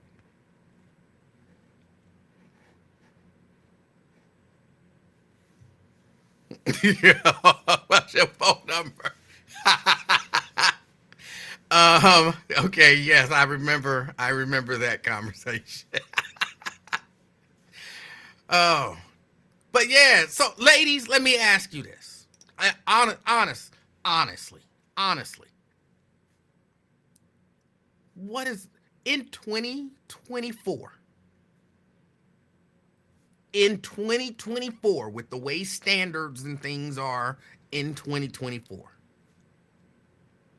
what is a wife's role? What is a wife's role? Now, my wife is, she ain't big on this is our traditional roles and all of that kind of stuff. She ain't really on that stuff. I think I'm more on it than she is. Like every once in a while, I'll see her, look, because for me, some of y'all ain't gonna like this. I don't take out the trash every day because the two of us, we don't generate very much trash. So sometimes at the end of the week, we haven't even generated a full bag of trash. And then I'll take that out and, run it out to the curb. But Mrs. Livingston, she will want the trash taken out every day. I'm like, we wasting garbage bags. We wasting garbage bags. And she like, it's garbage bags. You know what I'm saying? I'm still like, so every once in a while, I will see her getting ready to take out the trash. I don't know why. In my mind, no, you can't take out the trash. No. I got it. Well, where you saw it, why I even got to reach for it if you saw it, because it ain't full. I'm only taking it out because your stubborn A is about to take out a quarter of a bag of trash, and I don't want you doing that. So I'll take it out, and I'll put the bag back in. I'll put a new bag in. Every once in a while, I'll leave before the garbage collectors come and get the garbage cans from in the front on the, in front of the house. And when I come back, she done already brought the garbage cans to the back. Why you bring the garbage cans to the back? Because they was out there. They needed to be brought back. Garbage cans sitting in front of the house. Then when I get home, I will bring the garbage cans to the back. She don't necessarily be on that. Some of that stuff just be me. But ladies, what is your role in 2024 marriage in America?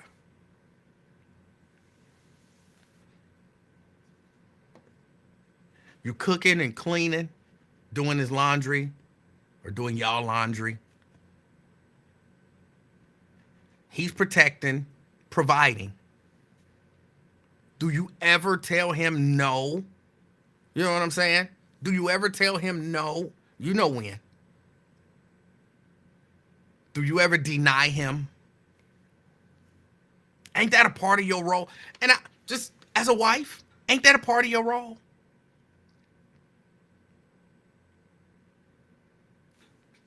I'm just curious. I want to know what y'all think. Ladies, I want to know what y'all think. Moesha says she's doing laundry right now. But I know that your definition of doing laundry is telling Esmeralda to do the laundry. So that kind of don't count. That kind of don't count.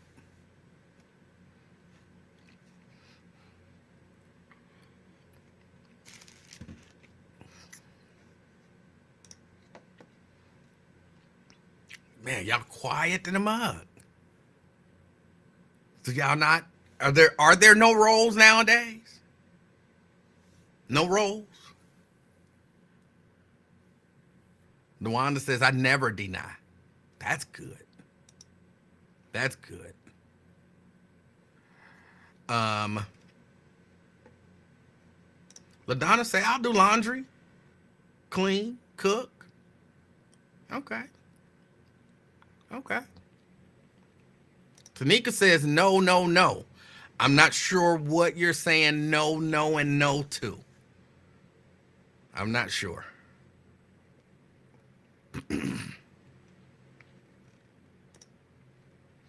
I've definitely had a headache a night or two. Oh, that is terrible. That is terrible. Hold on. If you actually had a headache, and just, ladies, just so y'all know, if you actually have a headache, I read some studies that actually say that certain extracurricular activities are good for releasing things that get rid of headaches. So you don't have to take that Tylenol or that Excedrin or whatever to get rid of that headache. There's another pill that you take that will get rid of that headache based on a study that I read.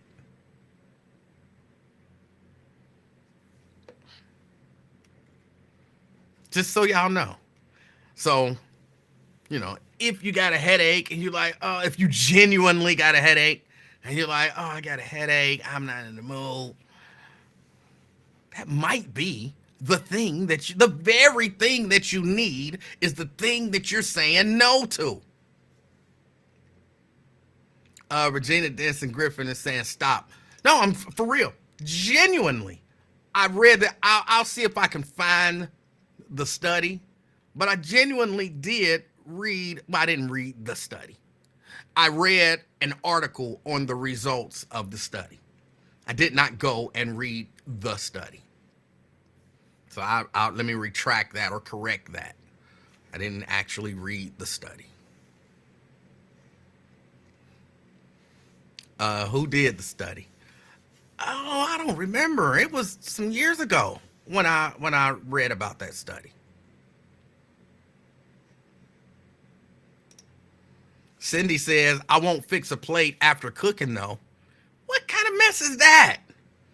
What kind of mess is that? That's like me saying, I made the money, but I'm not going to actually pay the bill.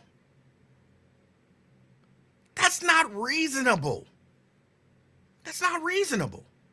You cook, fix that man a plate. You know what he like. You know about how much he can eat. Fix that man a plate. Baby, I made the money, but I'm not paying the damn bills. What in the world? That's not reasonable.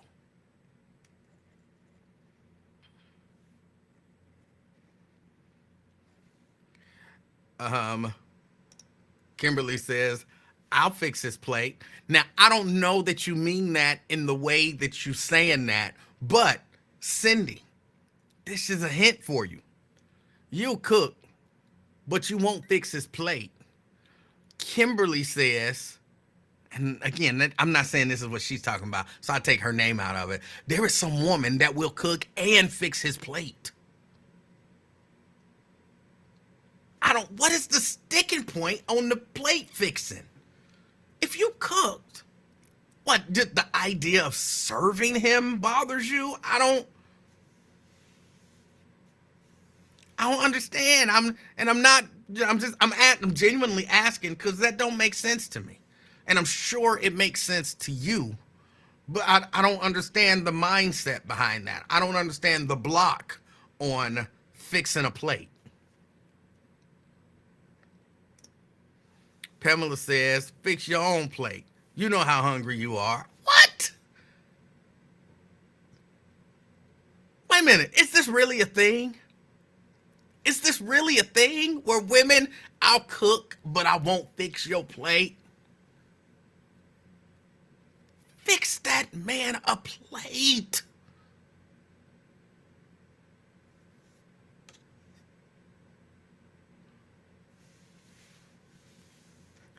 See, Jerika, that's what I'm talking about. Jerika says, I enjoy taking care of my husband. Cook, clean, sometimes paying the cleaning lady. That still counts.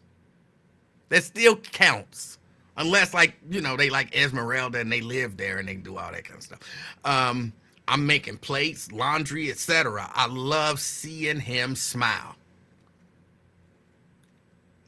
I think that's what's up.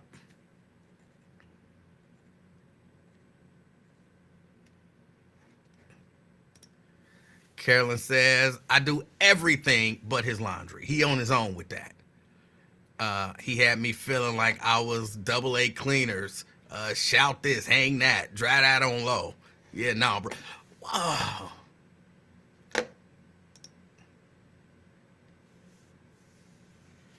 I don't understand. I don't understand what's happening. Why all of these rules on stuff?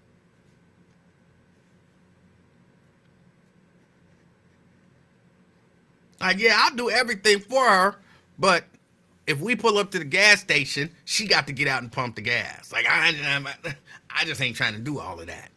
That's not reasonable, right? You do everything for her, so on and so forth. Why are you drawing the line at pumping the gas? She got to get out and pump the gas. It's winter, 12 below. Let me go pump the gas because my husband don't like to pump gas. Like, that don't make sense.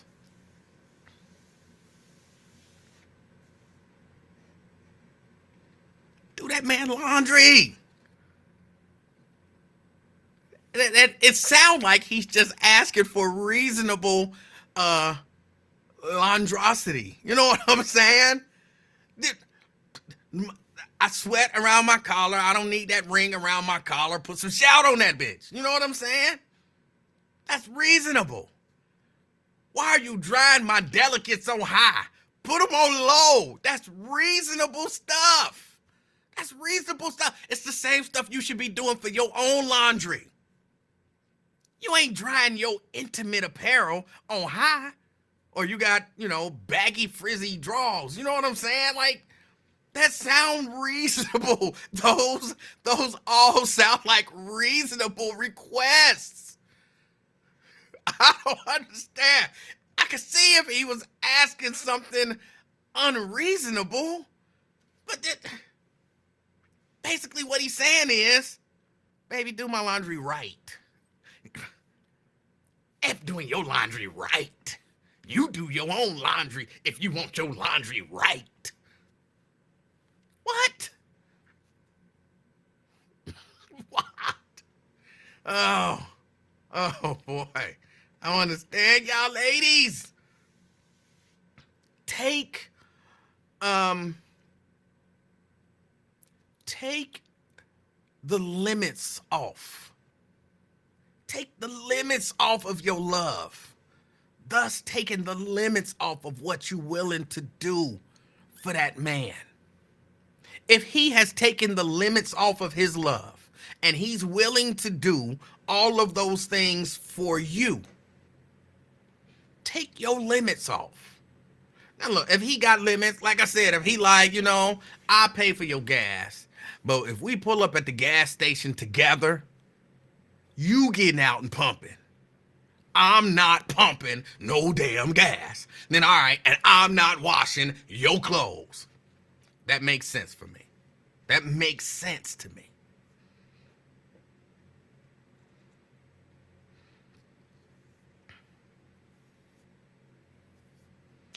But okay, I was just curious. I'm slightly teasing with you. Is it Carolyn? I'm just slightly teasing with you, but just slightly. I think, for real, this is just my thoughts and my opinions. I know different people do have different roles, okay? Different people believe in different stuff. So, I guess whatever works and whatever you settle into, all of that kind of stuff for you. But I'm gonna suggest, as a man, when I say a man, that means I don't speak for all men, because all men don't want what I want. But take the limits off. Whatever it is that you're saying, within reason, whatever it is that you're saying, I'm not willing to do that for my husband. Get rid of that. Get rid of that. Be willing to do that for your husband. And we talking husband. We not talking your live-in boyfriend. And not that live-in boyfriends deserve crap. I mean, if y'all, whatever. But for me, husband means something different. Husband is the ultimate level. That's my dude. That's my, my friend. That's my guy. We seeing each other. We're dating. We're exclusive. We're living together. We're engaged. We married. Ding, ding, ding, ding, ding, ding, ding. That's it. That's the top. That's the top. Once he reaches the top, whatever limits was there should be gone.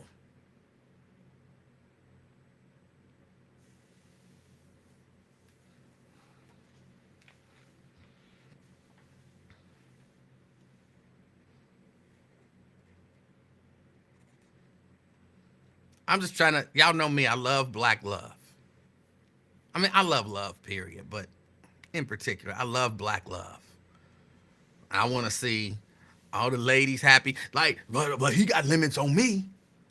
Take the limits off for him. And I don't know about everybody else. If you chose wrong, that's on you. I don't know about everybody else. But when Mrs. Livingston do stuff for me that I'm like, I wasn't expecting that, or I didn't see that coming, or you don't have to do that, or whatever, it make me want to do more for her. It makes me want to do more, like genuinely. I have been sitting, we don't eat at the table. We got a nice little recliner that, we eat, make food, whatever. And this is really, it's her thing. So when we eat, we typically watch a movie or TV show or something. We got like 36 TV series that we watching right now. So pick one, and that's what we gonna watch. When we eat dinner, that's what happens. And we sit there, in the recliner, and we eat and watch TV. Typically when we done eating, the TV goes off. And then I go downstairs and watch TV, and she go to reading a book or something. But every once in a while, when we get finished, she gets up, she comes over, and she says, here, let me take that. Here, let me take that. And she goes and she grabs my whatever dishes it is in my cup. And then she'll bring me back something to drink that she know I like. Here you go. So you can relax and watch whatever it is you want to watch. She don't do it all the time. But when she do it, I be like,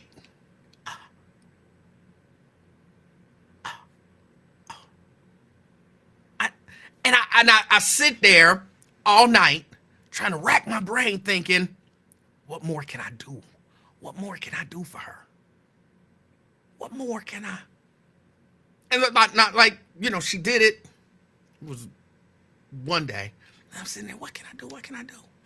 And I got up and detailed her car. Like I had to figure out something that I can do extra for her. Take the limits off. And then you'll see if he's a decent dude. He ain't gotta be no great man. I'm not no great man. I'm just a decent dude. Take the limits off. Put shout on his collar. You know what I'm saying? That baby, I got the laundry. Oh, you don't do the laundry right. I know how you like it. I'm gonna put shout on the collar. I'm gonna, wash this on delicate, and I'm gonna dry it on delicate, and all that kind of stuff. I got you, baby. He gonna be sitting there like, first he gonna be thinking, is she tricking me?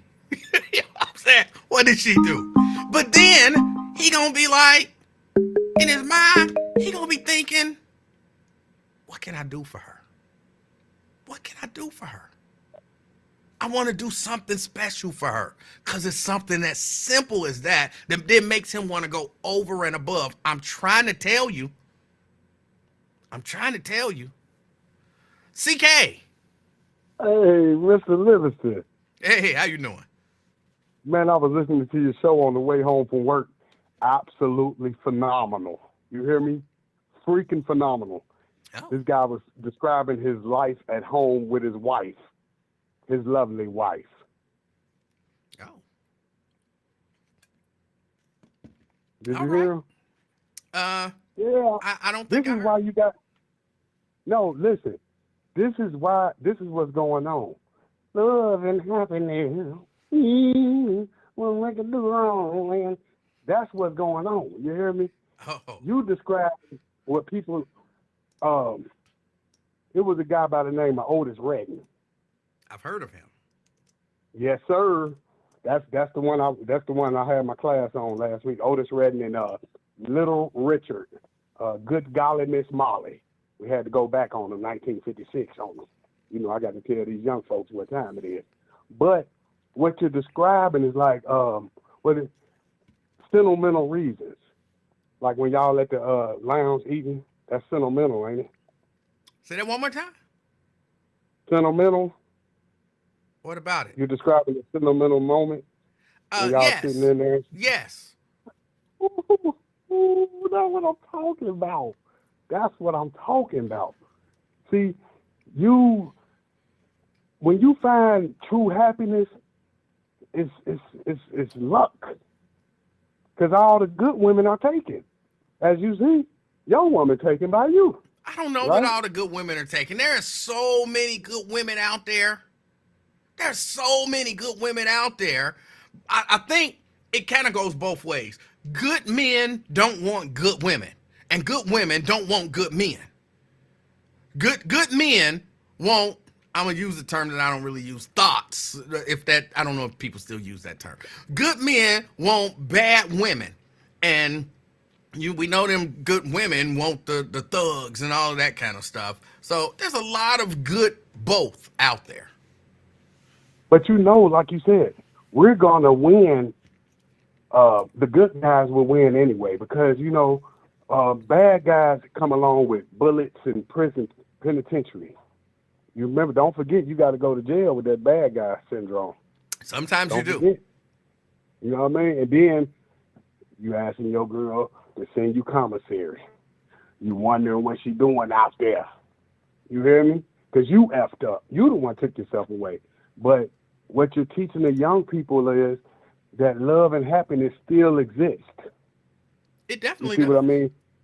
Yeah, but you grasp it early in life. I think you had a concept of a wife like early.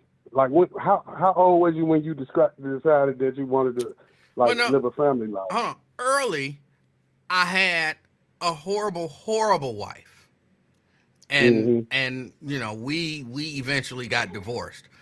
But then after that, I decided I would not accept anything less than what I really wanted. So So how often do you think about your ex-wife with this newfound joy? Say that one more time. How often do you think about like your past life compared to your new life? Do you think about it a lot? I don't really think about it.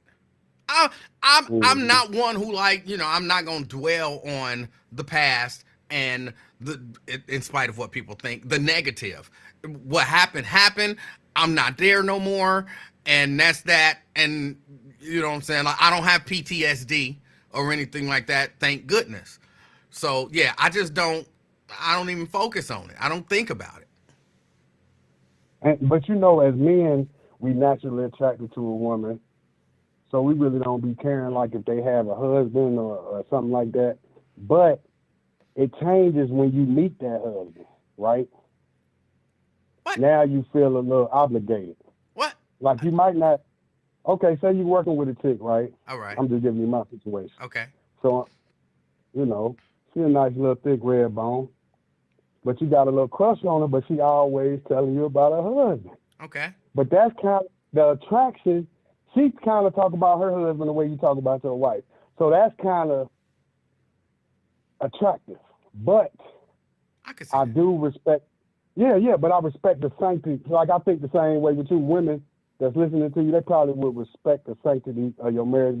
They might be attracted to what you're saying, but they still might respect the, the marriage. So when I meet the guy, I can't do that now. Now I know him. You know what I mean? So I'm not just a scumbag, but I let him know if I didn't meet you, hey, I was coming for your wife. I told him to his face. And I was like, I'm glad you brought the coleslaw up here. Well, the only how can I say it? Either way I say it is gonna sound bad. Cause I guess it may be bad. But the only way that I see it being okay to deal with a married person is if the person is not actively married anymore. Meaning, if let's say I meet a woman. Me and Mrs. Livingston not together. We never got together. I'm single. I meet a woman. She, her marriage is like clearly over. They're not actively married. You know what I'm saying? They don't live together. They don't, all of that kind of stuff. Like they're not actively married, pursuing a divorce. Separate. Not necessarily divorced yet, but definitely pursuing a divorce. Right. Then it might be okay. It might be okay. Ooh. But okay, let me throw another loophole in it for you though, right? All right. So I'm hearing all this good stuff about him. I'm attracted, but I'm respecting it because we ain't scumbag. Now we scumbag, we going in regardless, right? So then you meet them, then you see you find out, damn, they not married. It's a fiance. But I could have sworn you told me that was your husband. Fiance, I think you leave fiancés alone too. That's like the same as married. Yeah, but I'm just saying, I remember the lie you told. It was your husband, now it's your fiance after I met him. What the hell going on? Now I'm back in the hunt. Well, no, because that's the way, more than likely, that's the way she feels like, yeah, we're technically engaged, but as far as I'm concerned, I've already 100% committed to this man. He is my husband. We just haven't made it official yet. Yep. You're right. And in those situations, you got to understand, that's y'all marriage. Don't bring nobody into it. So you can't get mad at another man. It's her stuff. So if she chooses to give it to somebody else, I ain't talking about you. I'm just talking about in general. You kind of stop getting mad at the man, killing the man, and all that. He's an innocent victim, right? Not necessarily, but whether he's an innocent victim or a guilty pervert, I'm not necessarily down with killing the man and all of that kind of stuff. Unless, look, You find a man in your house in your bed or something like that, you got to do what you got to do. But other than that, I'm not necessarily for, harming people based on that. All right, you did what you did. You cheated. This is over. I go my way, you go your way. So you saying if you having sex in another man's house, you better be strapped while you having sex? You having sex in 'Cause another they man's coming for you. house, Like you saying that? you are taking your life in your hands. Mm-hmm. Yep. I would look I if mean, you 'cause put me like if you you said, put me on a jury and you tell me he killed him or she killed her, they walked into their house and saw them having sex with somebody else, not guilty. Now, I don't care what the evidence show. I don't care any of that. They walked in and found them in the act of having sex, not guilty. Not guilty. Well, but he had to run and get the gun from, not guilty. But he left and he came back with 6 friends, not guilty. It don't matter. He walked in on his wife having sex with somebody else and he, did some bad stuff to that man and he's no longer alive. He is not guilty. I accept your analysis. I accept it. And the last thing I need to holler at you about this music, because you're the music guy. That like I said, we on Little Richard, Otis Redding, freaking phenomenal artist, and Mama Said There'll Be Days Like This. I think the Shirelles. Are you familiar with them? I'm familiar with the Shirelles, vaguely. There it is. Like I couldn't run down their catalog or anything, but because I remember you were telling me that you said Stevie is in your top 3 or he your number 1 all time songwriter. Stevie is. I think Stevie's number 1. Okay, that's pretty. Because when I heard Try a Little Tenderness, I was just wondering. I need to talk to you. Do you know how to make those type of songs where it just build up and start off slow and then by the end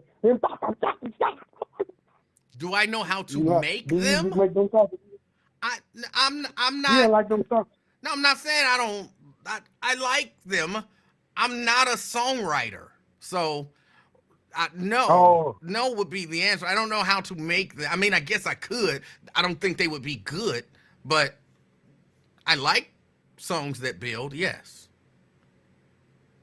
Yeah, because she will get weary, but then at the end, he just having a seat. It's like, I was like, man, I needed to holler at you about this. I'm like, this is a fun. Like, was you impressed when you heard that Try a Little Tenderness? It's a good song. It's a good, powerful song. And like you said, it does build and creates excitement and all that kind of stuff. Yes, it's a good song. Yeah, I just need to holler. You my musical influence, man. I got to talk to you about that, man. I appreciate you, brother. Hey, I appreciate you, CK. Yes, sir. Respect to the family, man. All right. Same to yours. All right. But yeah, I if you walk in and you catch them, that's different. If you go to the hotel and catch them, you guilty, bro. You guilty. But if you walk into your house and you catch that and you respond in that way, you're not guilty. In my mind, you're not guilty all the time. All the time. Not guilty. I could never see myself finding somebody guilty given that circumstance. Now, let's say you find out later on the dude had no idea. He had no idea that she was married. None. And just out of nowhere, some guy busts in and kills him. He didn't know. Then she's guilty. She's guilty. But you're not guilty. Jerika says vice versa too. Yeah. I said either men, the man or the woman, but I settled on the man because, I'm a man. So that's why I settled on that. But yeah, If I walk in and find somebody beating it up and I kill him and come to find out he had no idea that Mrs. Livingston was married, Mrs. Livingston is the one who should be found guilty of that crime. She tricked that dude. And that's not right. That's not right. But I shouldn't be found guilty of it.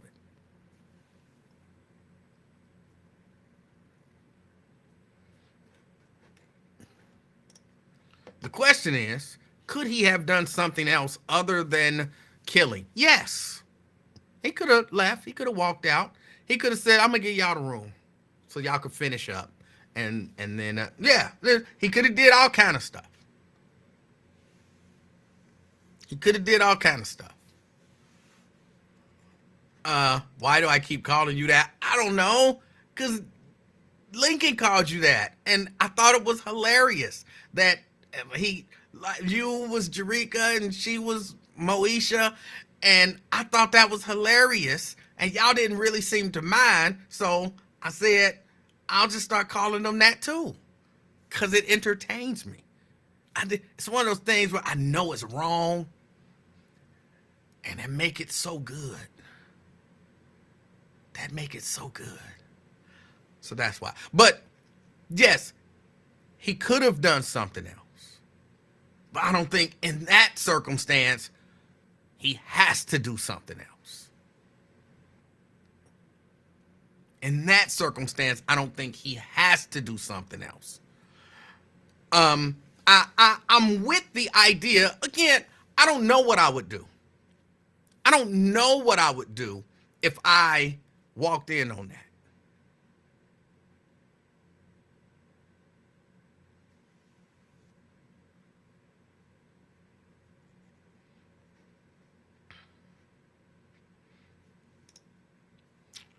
Janice says, then that is why he would not be found guilty. He could have done something else. I think you mean he would not be found not guilty because he could have done something else. Not if I'm on the jury. If I'm on the jury, I don't care if it's 11-1. I'm going to be the one. We hanging that jury. Not guilty.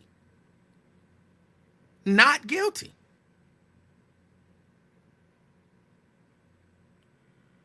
That's just me. I guess other people feel a different way about it.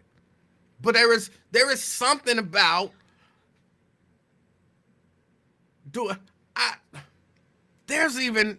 this don't make sense, but there's even a right way to do the wrong thing.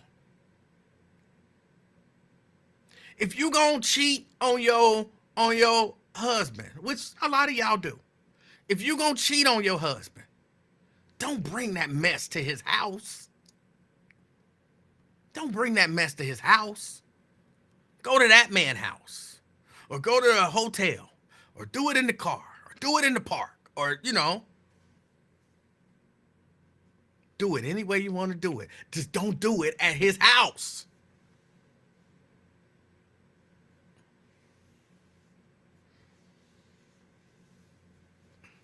Then if he do something, you cool.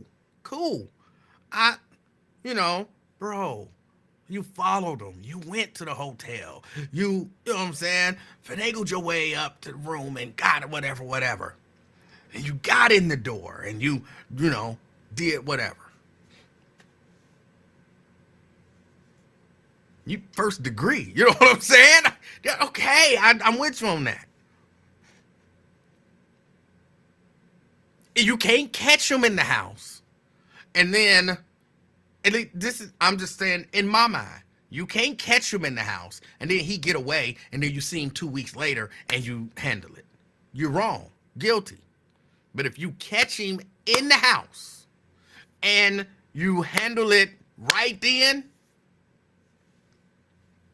you're not guilty as far as I'm concerned. She's guilty. She's the one who's guilty.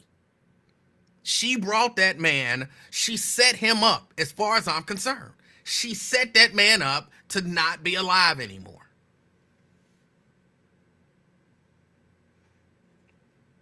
And she should go to jail for it.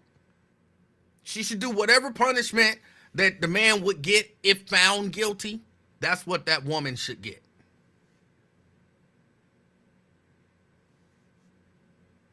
Do it anywhere else. Anywhere else. Don't do it. Don't do it at all. Ladies, stop cheating. Stop cheating. Just stop it. It's running rampant. Y'all getting sloppy and out of hand with it. Stop cheating. But if you gonna do it, don't bring it to his house. There's even a right way to do the wrong thing. That's the way I see it.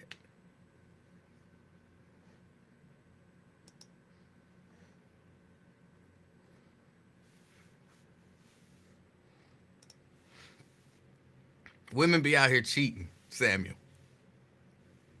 Women be out here cheating. Jared could talk about men stop cheating. Please, we find out. I'm going to say this. I think reason, logic, numbers, facts back me up on this. Women cheat so much more than men cheat. And women find out because when men cheat, they're stupid. When men cheat, they're stupid about it.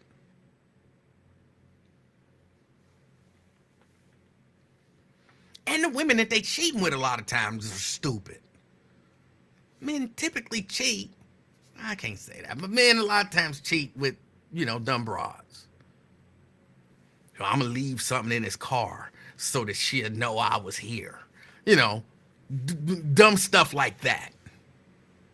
Dumb stuff like that. I done talked to a lot of brothers. First, only a few of them cheat.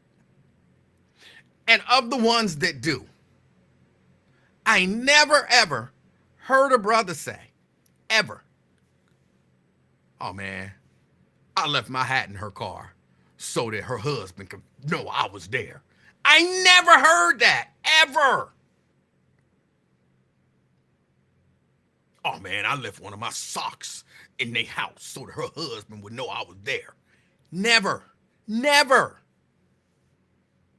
Man, I left my pinky ring in her ashtray. They don't have ashtrays no more. So that her husband would know I was in the car. I ain't never, ever heard that. Ever. Ever. Men be like, did I get anything? Do I need to vacuum? You know what I'm saying? I don't want to leave no evidence that I was here. It's not because they're, good and trying to protect you. It's because they don't want it to end. They want to be able to hit whenever they want to hit. And if he find out, then that means there's less chance of, me getting the draws. I want to get the draws. So we need to keep this secret. I think I'm going to tell my husband, you need to tell your husband shit. Just get a divorce. He ain't got to know nothing about this. I'm going to tell my husband I'm seeing somebody else in this town. Your husband don't need to know shit. Just break up with that nigga. And, you know what I'm saying?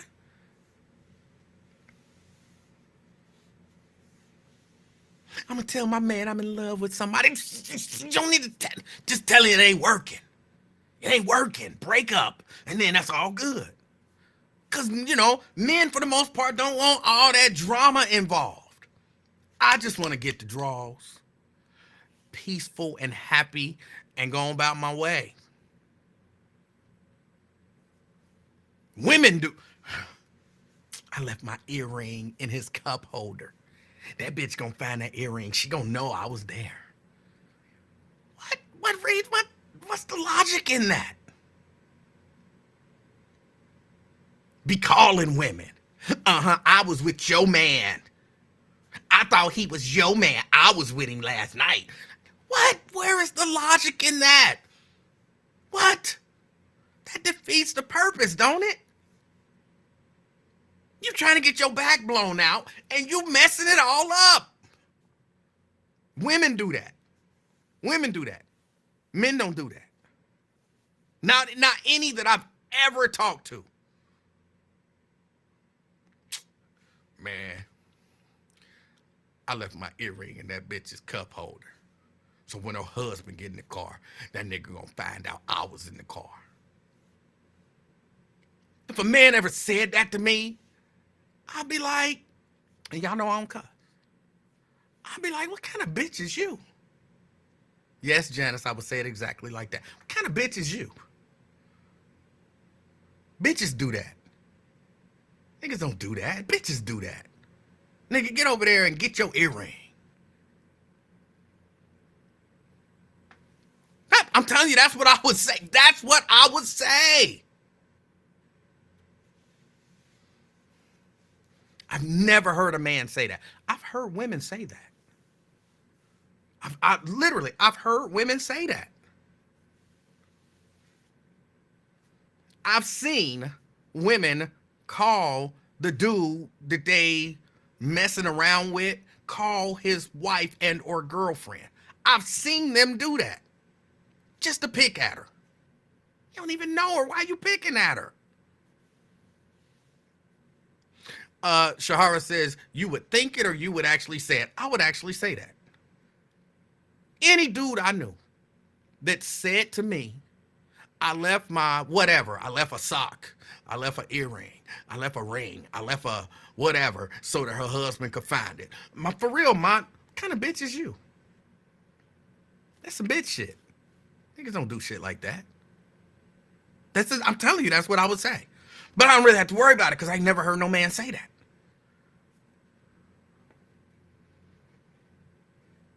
Men don't do that.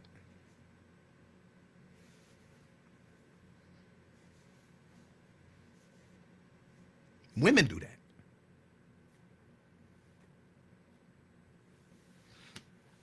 Daryl, am I off base? Or Scott, am I off base? Vernon, am I off base?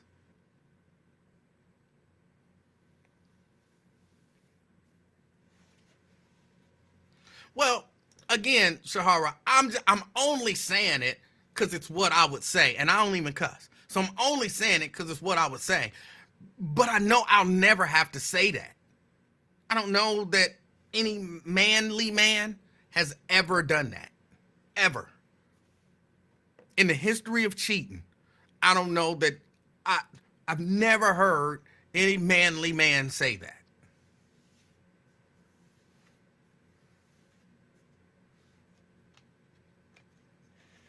Thank you, fellas. I'm not off base on this one.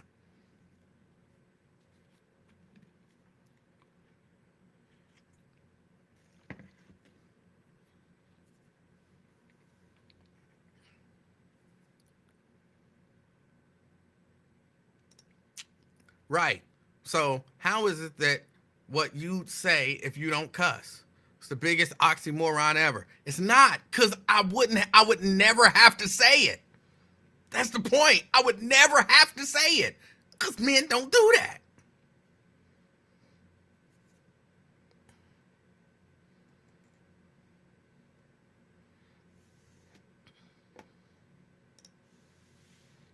Jerica said, I've never understood why the side piece feels the need to reach out and tell if she wants to keep it. I don't understand it either, but again, I've dated women. I've dated women that have some scandalous friends. Scandalous. And I've sat and watched, and I'll be like, why are you doing that? Why are you doing that? Like, let's go upstairs. Because they don't want to hear the logic and reason behind it. But I've watched them call wives and girlfriends to tell them that they sleeping what they do. I've seen and heard it with my own eyes. I feel like that don't make, why are you doing that? Okay, you know you messing with her dude. Why you got to do that? Like, that don't make sense. Why? I don't understand that. What are you getting out of that?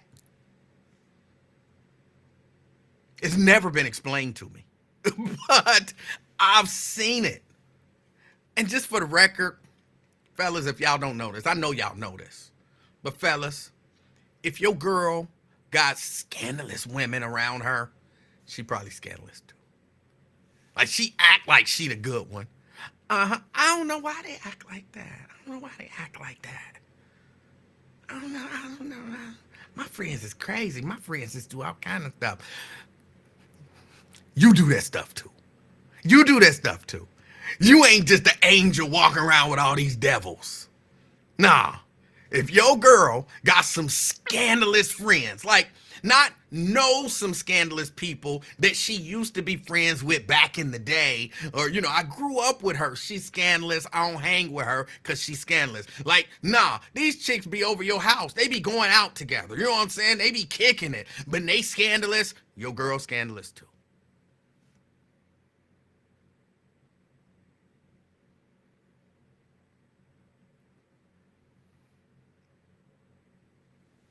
I'm just, if y'all don't know that, and which I believe y'all probably know, if y'all don't know that, that's true. And when I first start hearing scandalous stuff from the friends, I put two and two together. Dang, I'm with this chick and she's scandalous. Like, you ain't never seen her do nothing. You ain't never heard. I was talking to my friend. You ain't never seen her do nothing. You ain't never heard her do nothing. You ain't never, you know what I'm saying? She ain't never been out of pocket or nothing like that. And it don't matter if I ever seen it or heard it or felt it or thought it might be the case. I see who she running with. She might have changed and they just ain't caught up. Nah. Nope. Nope. She's scandalous. She's scandalous.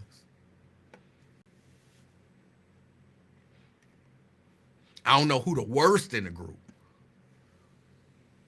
but I know every once in a while I come upstairs and they stop talking. You know what I'm saying? You would call your boyfriend's wife in front of me, but what, when I come upstairs, y'all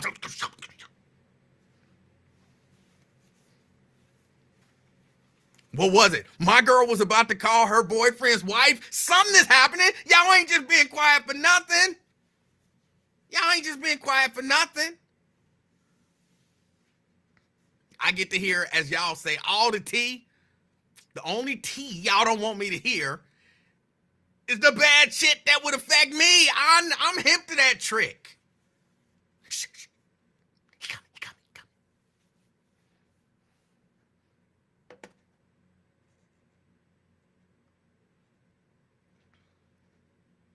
I don't know, who was that said?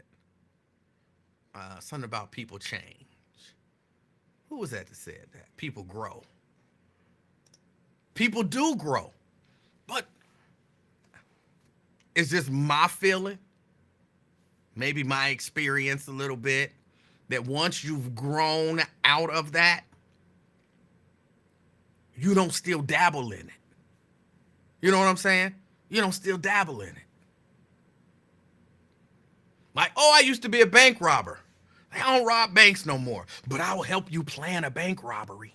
No, if I've grown to the point that robbing banks is bad, when y'all come talking about, oh, we about to rob a bank, I'm gonna be like, I don't want to have nothing to do with that. Nope. Y'all can't plan no bank robbery here. I will not help y'all with the details of no bank robbery. None of that kind of stuff. Never. No, I'm over that. Y'all go plan y'all bank robberies at Marcus's house.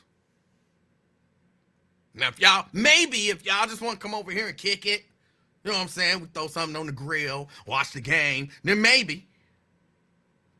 But once y'all start planning bank robberies, you know what I'm saying? We watching Dallas and Boston, and somebody be like, all right, so how we gonna do that bank robbery next week? Oh, okay, turn the TV off, time out. It's time to go. It's time to go. Why? Because y'all talking about robbing banks. I don't rob banks no more. And I don't involve myself in the details of bank robberies. So yeah, even if she's grown. But them just still her friends. If they still over at the house, talking about, you should call that bitch. You should call that bitch. Let her know. No, she's still scandalous. She's still scandalous. Or she talking, I'm gonna call that bitch. And she's like, yeah, call her. She's still scandalous. She participates. So yeah, people grow. When you outgrow some stuff, you leave it behind.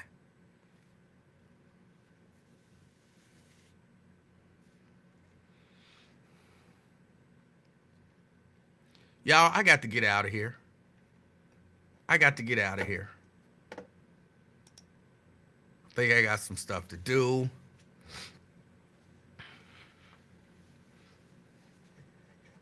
Y'all talking about old people out, as y'all call it, hoeing. I think, but you don't outgrow, like out-age hoeing. You know what I'm saying? You don't out-age hoeing. If that's what you want to do, that's what you do. You might change your mind at some point, but if you ain't changed your mind, you'll be 74 years old. 74 years old, still, hoeing.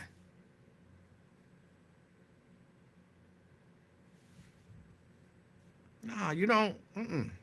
You don't out-age it. You might outgrow it, but you don't out-age it. Now, to some degree, you might age out of it to the point where you can't hold no more because don't nobody want to hold that role. You know what I'm saying? But you'd probably still be out there trying, just, unsuccessful hoeing.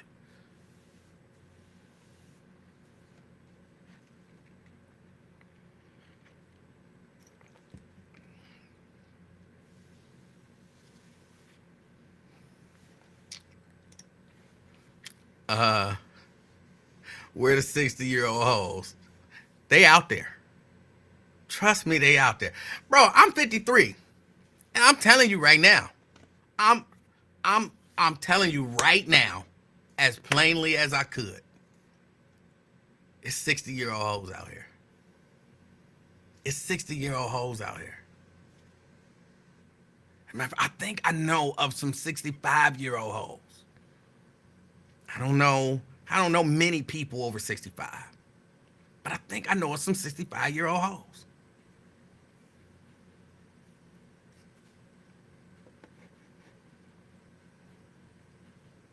And when I'm talking about hoeing, I'm talking about just out there hoeing. Since it's not a bad word anymore, sluts. Look, I learned a while ago slut shaming is a thing. I don't want to shame any sluts. If you're a slut, be proud of it, apparently.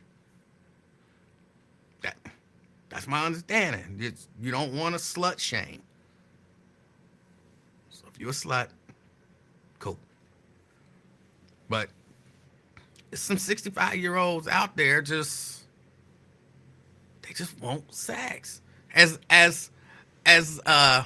we used to say, they got a white liver and and they can't help themselves. Or, I don't know, maybe something is empty inside of them and they're looking for something to fill it or whatever, and they trying to fill it with sex or whatever. I don't know. But there are some old people who are, I was going to say loose, but 60 years old, you loose. Physically loose, but I mean like mentally loose. Sexually loose or whatever. Jerica said, what's a white liver? I don't really know what it means. It's just what we used to call it when somebody was I don't know the appropriate terminology. Somebody just always had to have it. We always said they had that. I don't know why. I don't know where the term came from, but you would say they got a white liver. I doubt that their liver was actually white. And I don't think it was a racial thing. I don't know what it meant. I just know we used to say that sex addict. Thank you, LaDonna. I don't know why I couldn't think. I had 17th, But that, I'm not the only one that's ever heard that term. But yeah, that's what we used to say that. I have no idea the origin of that term. All right, y'all. I have to get out of here. I appreciate y'all hanging out with me. Nakia says, never heard of that. Am I the only one that's ever heard that term? Anybody else heard that term? Just, if no, then just, has anybody else ever heard that term? Samuel says he's never heard that term before. Really? Interesting. I'm really interested that Twin heard. Thank you, Twin. Thank you. Kimberly, Cindy, Veronica, thank you. I thought I was, like, for a minute y'all had me thinking, like, did I make that up? But okay, good. I know I heard it. No, Jerica, I'm not the only one. A lot of people are saying that they've heard it. LaDonna say her grandmama used to say it. Benita said it's an old saying. Regina says, I missed what term? It's white liver. She got a white liver. Or he got a white liver. Veronica says, I've heard it. Kimberly said, yep, I've heard it. Twin even gave you the definition of it. I think I might have put Kimberly up. Cindy said she heard it. Tria said she heard it. Benita said it's an old saying. Yeah, Lewis has heard it. So, okay, I didn't make it up. Now, in your face. All right, y'all. I got to get ready to get out of here. Oh, y'all gonna have people mad at me. You down there acting like a clown. You down there acting like a goofy. You down there, he ain't never serious about nothing. Y'all got me on here having fun. And some people don't like it. All right, I gotta get out of here. I want everybody to enjoy the rest of this day. Can I say something? Like, if y'all said no, I would stop. It's been hot out there. I'm not a sweater. And I don't mean sweater like what you put on. I'm not a person who sweats a lot. I'm not a sweater. Man, I went outside and I cut the grass. I cut my neighbor's grass actually yesterday because his lawnmower, he was cutting it, but his lawnmower broke down. And I try to be a good neighbor, I try to be a good neighbor. And that, it's not like he just some bum, deadbeat, no good lawn keeper dude, whatever. He does. He keeps his lawn up. And he was cutting his grass and his lawnmower, and I seen him out there with it all turned over. And he's like, I don't remember what he said it needed. A carburetor, I think he said. It needed a carburetor. I had to order the part, blah, blah, blah. But he needed his, he gonna fix his own lawnmower. He gonna fix it. But he need to do it. But his grass needs to be, actually, I saw that his lawnmower broke down. What was it, last week? And he, was going to fix it. But I saw that, he will cut his grass. But it's, it's been growing for a minute. So I went out and I cut it yesterday. I was sweating like you wouldn't believe. And again, I am not one who sweats. It is hot out there, y'all. And there is something different about this heat. It made me sweat like you wouldn't believe. So as you are out and about, Be careful of that heat. And as always, be the reason that somebody smiles today.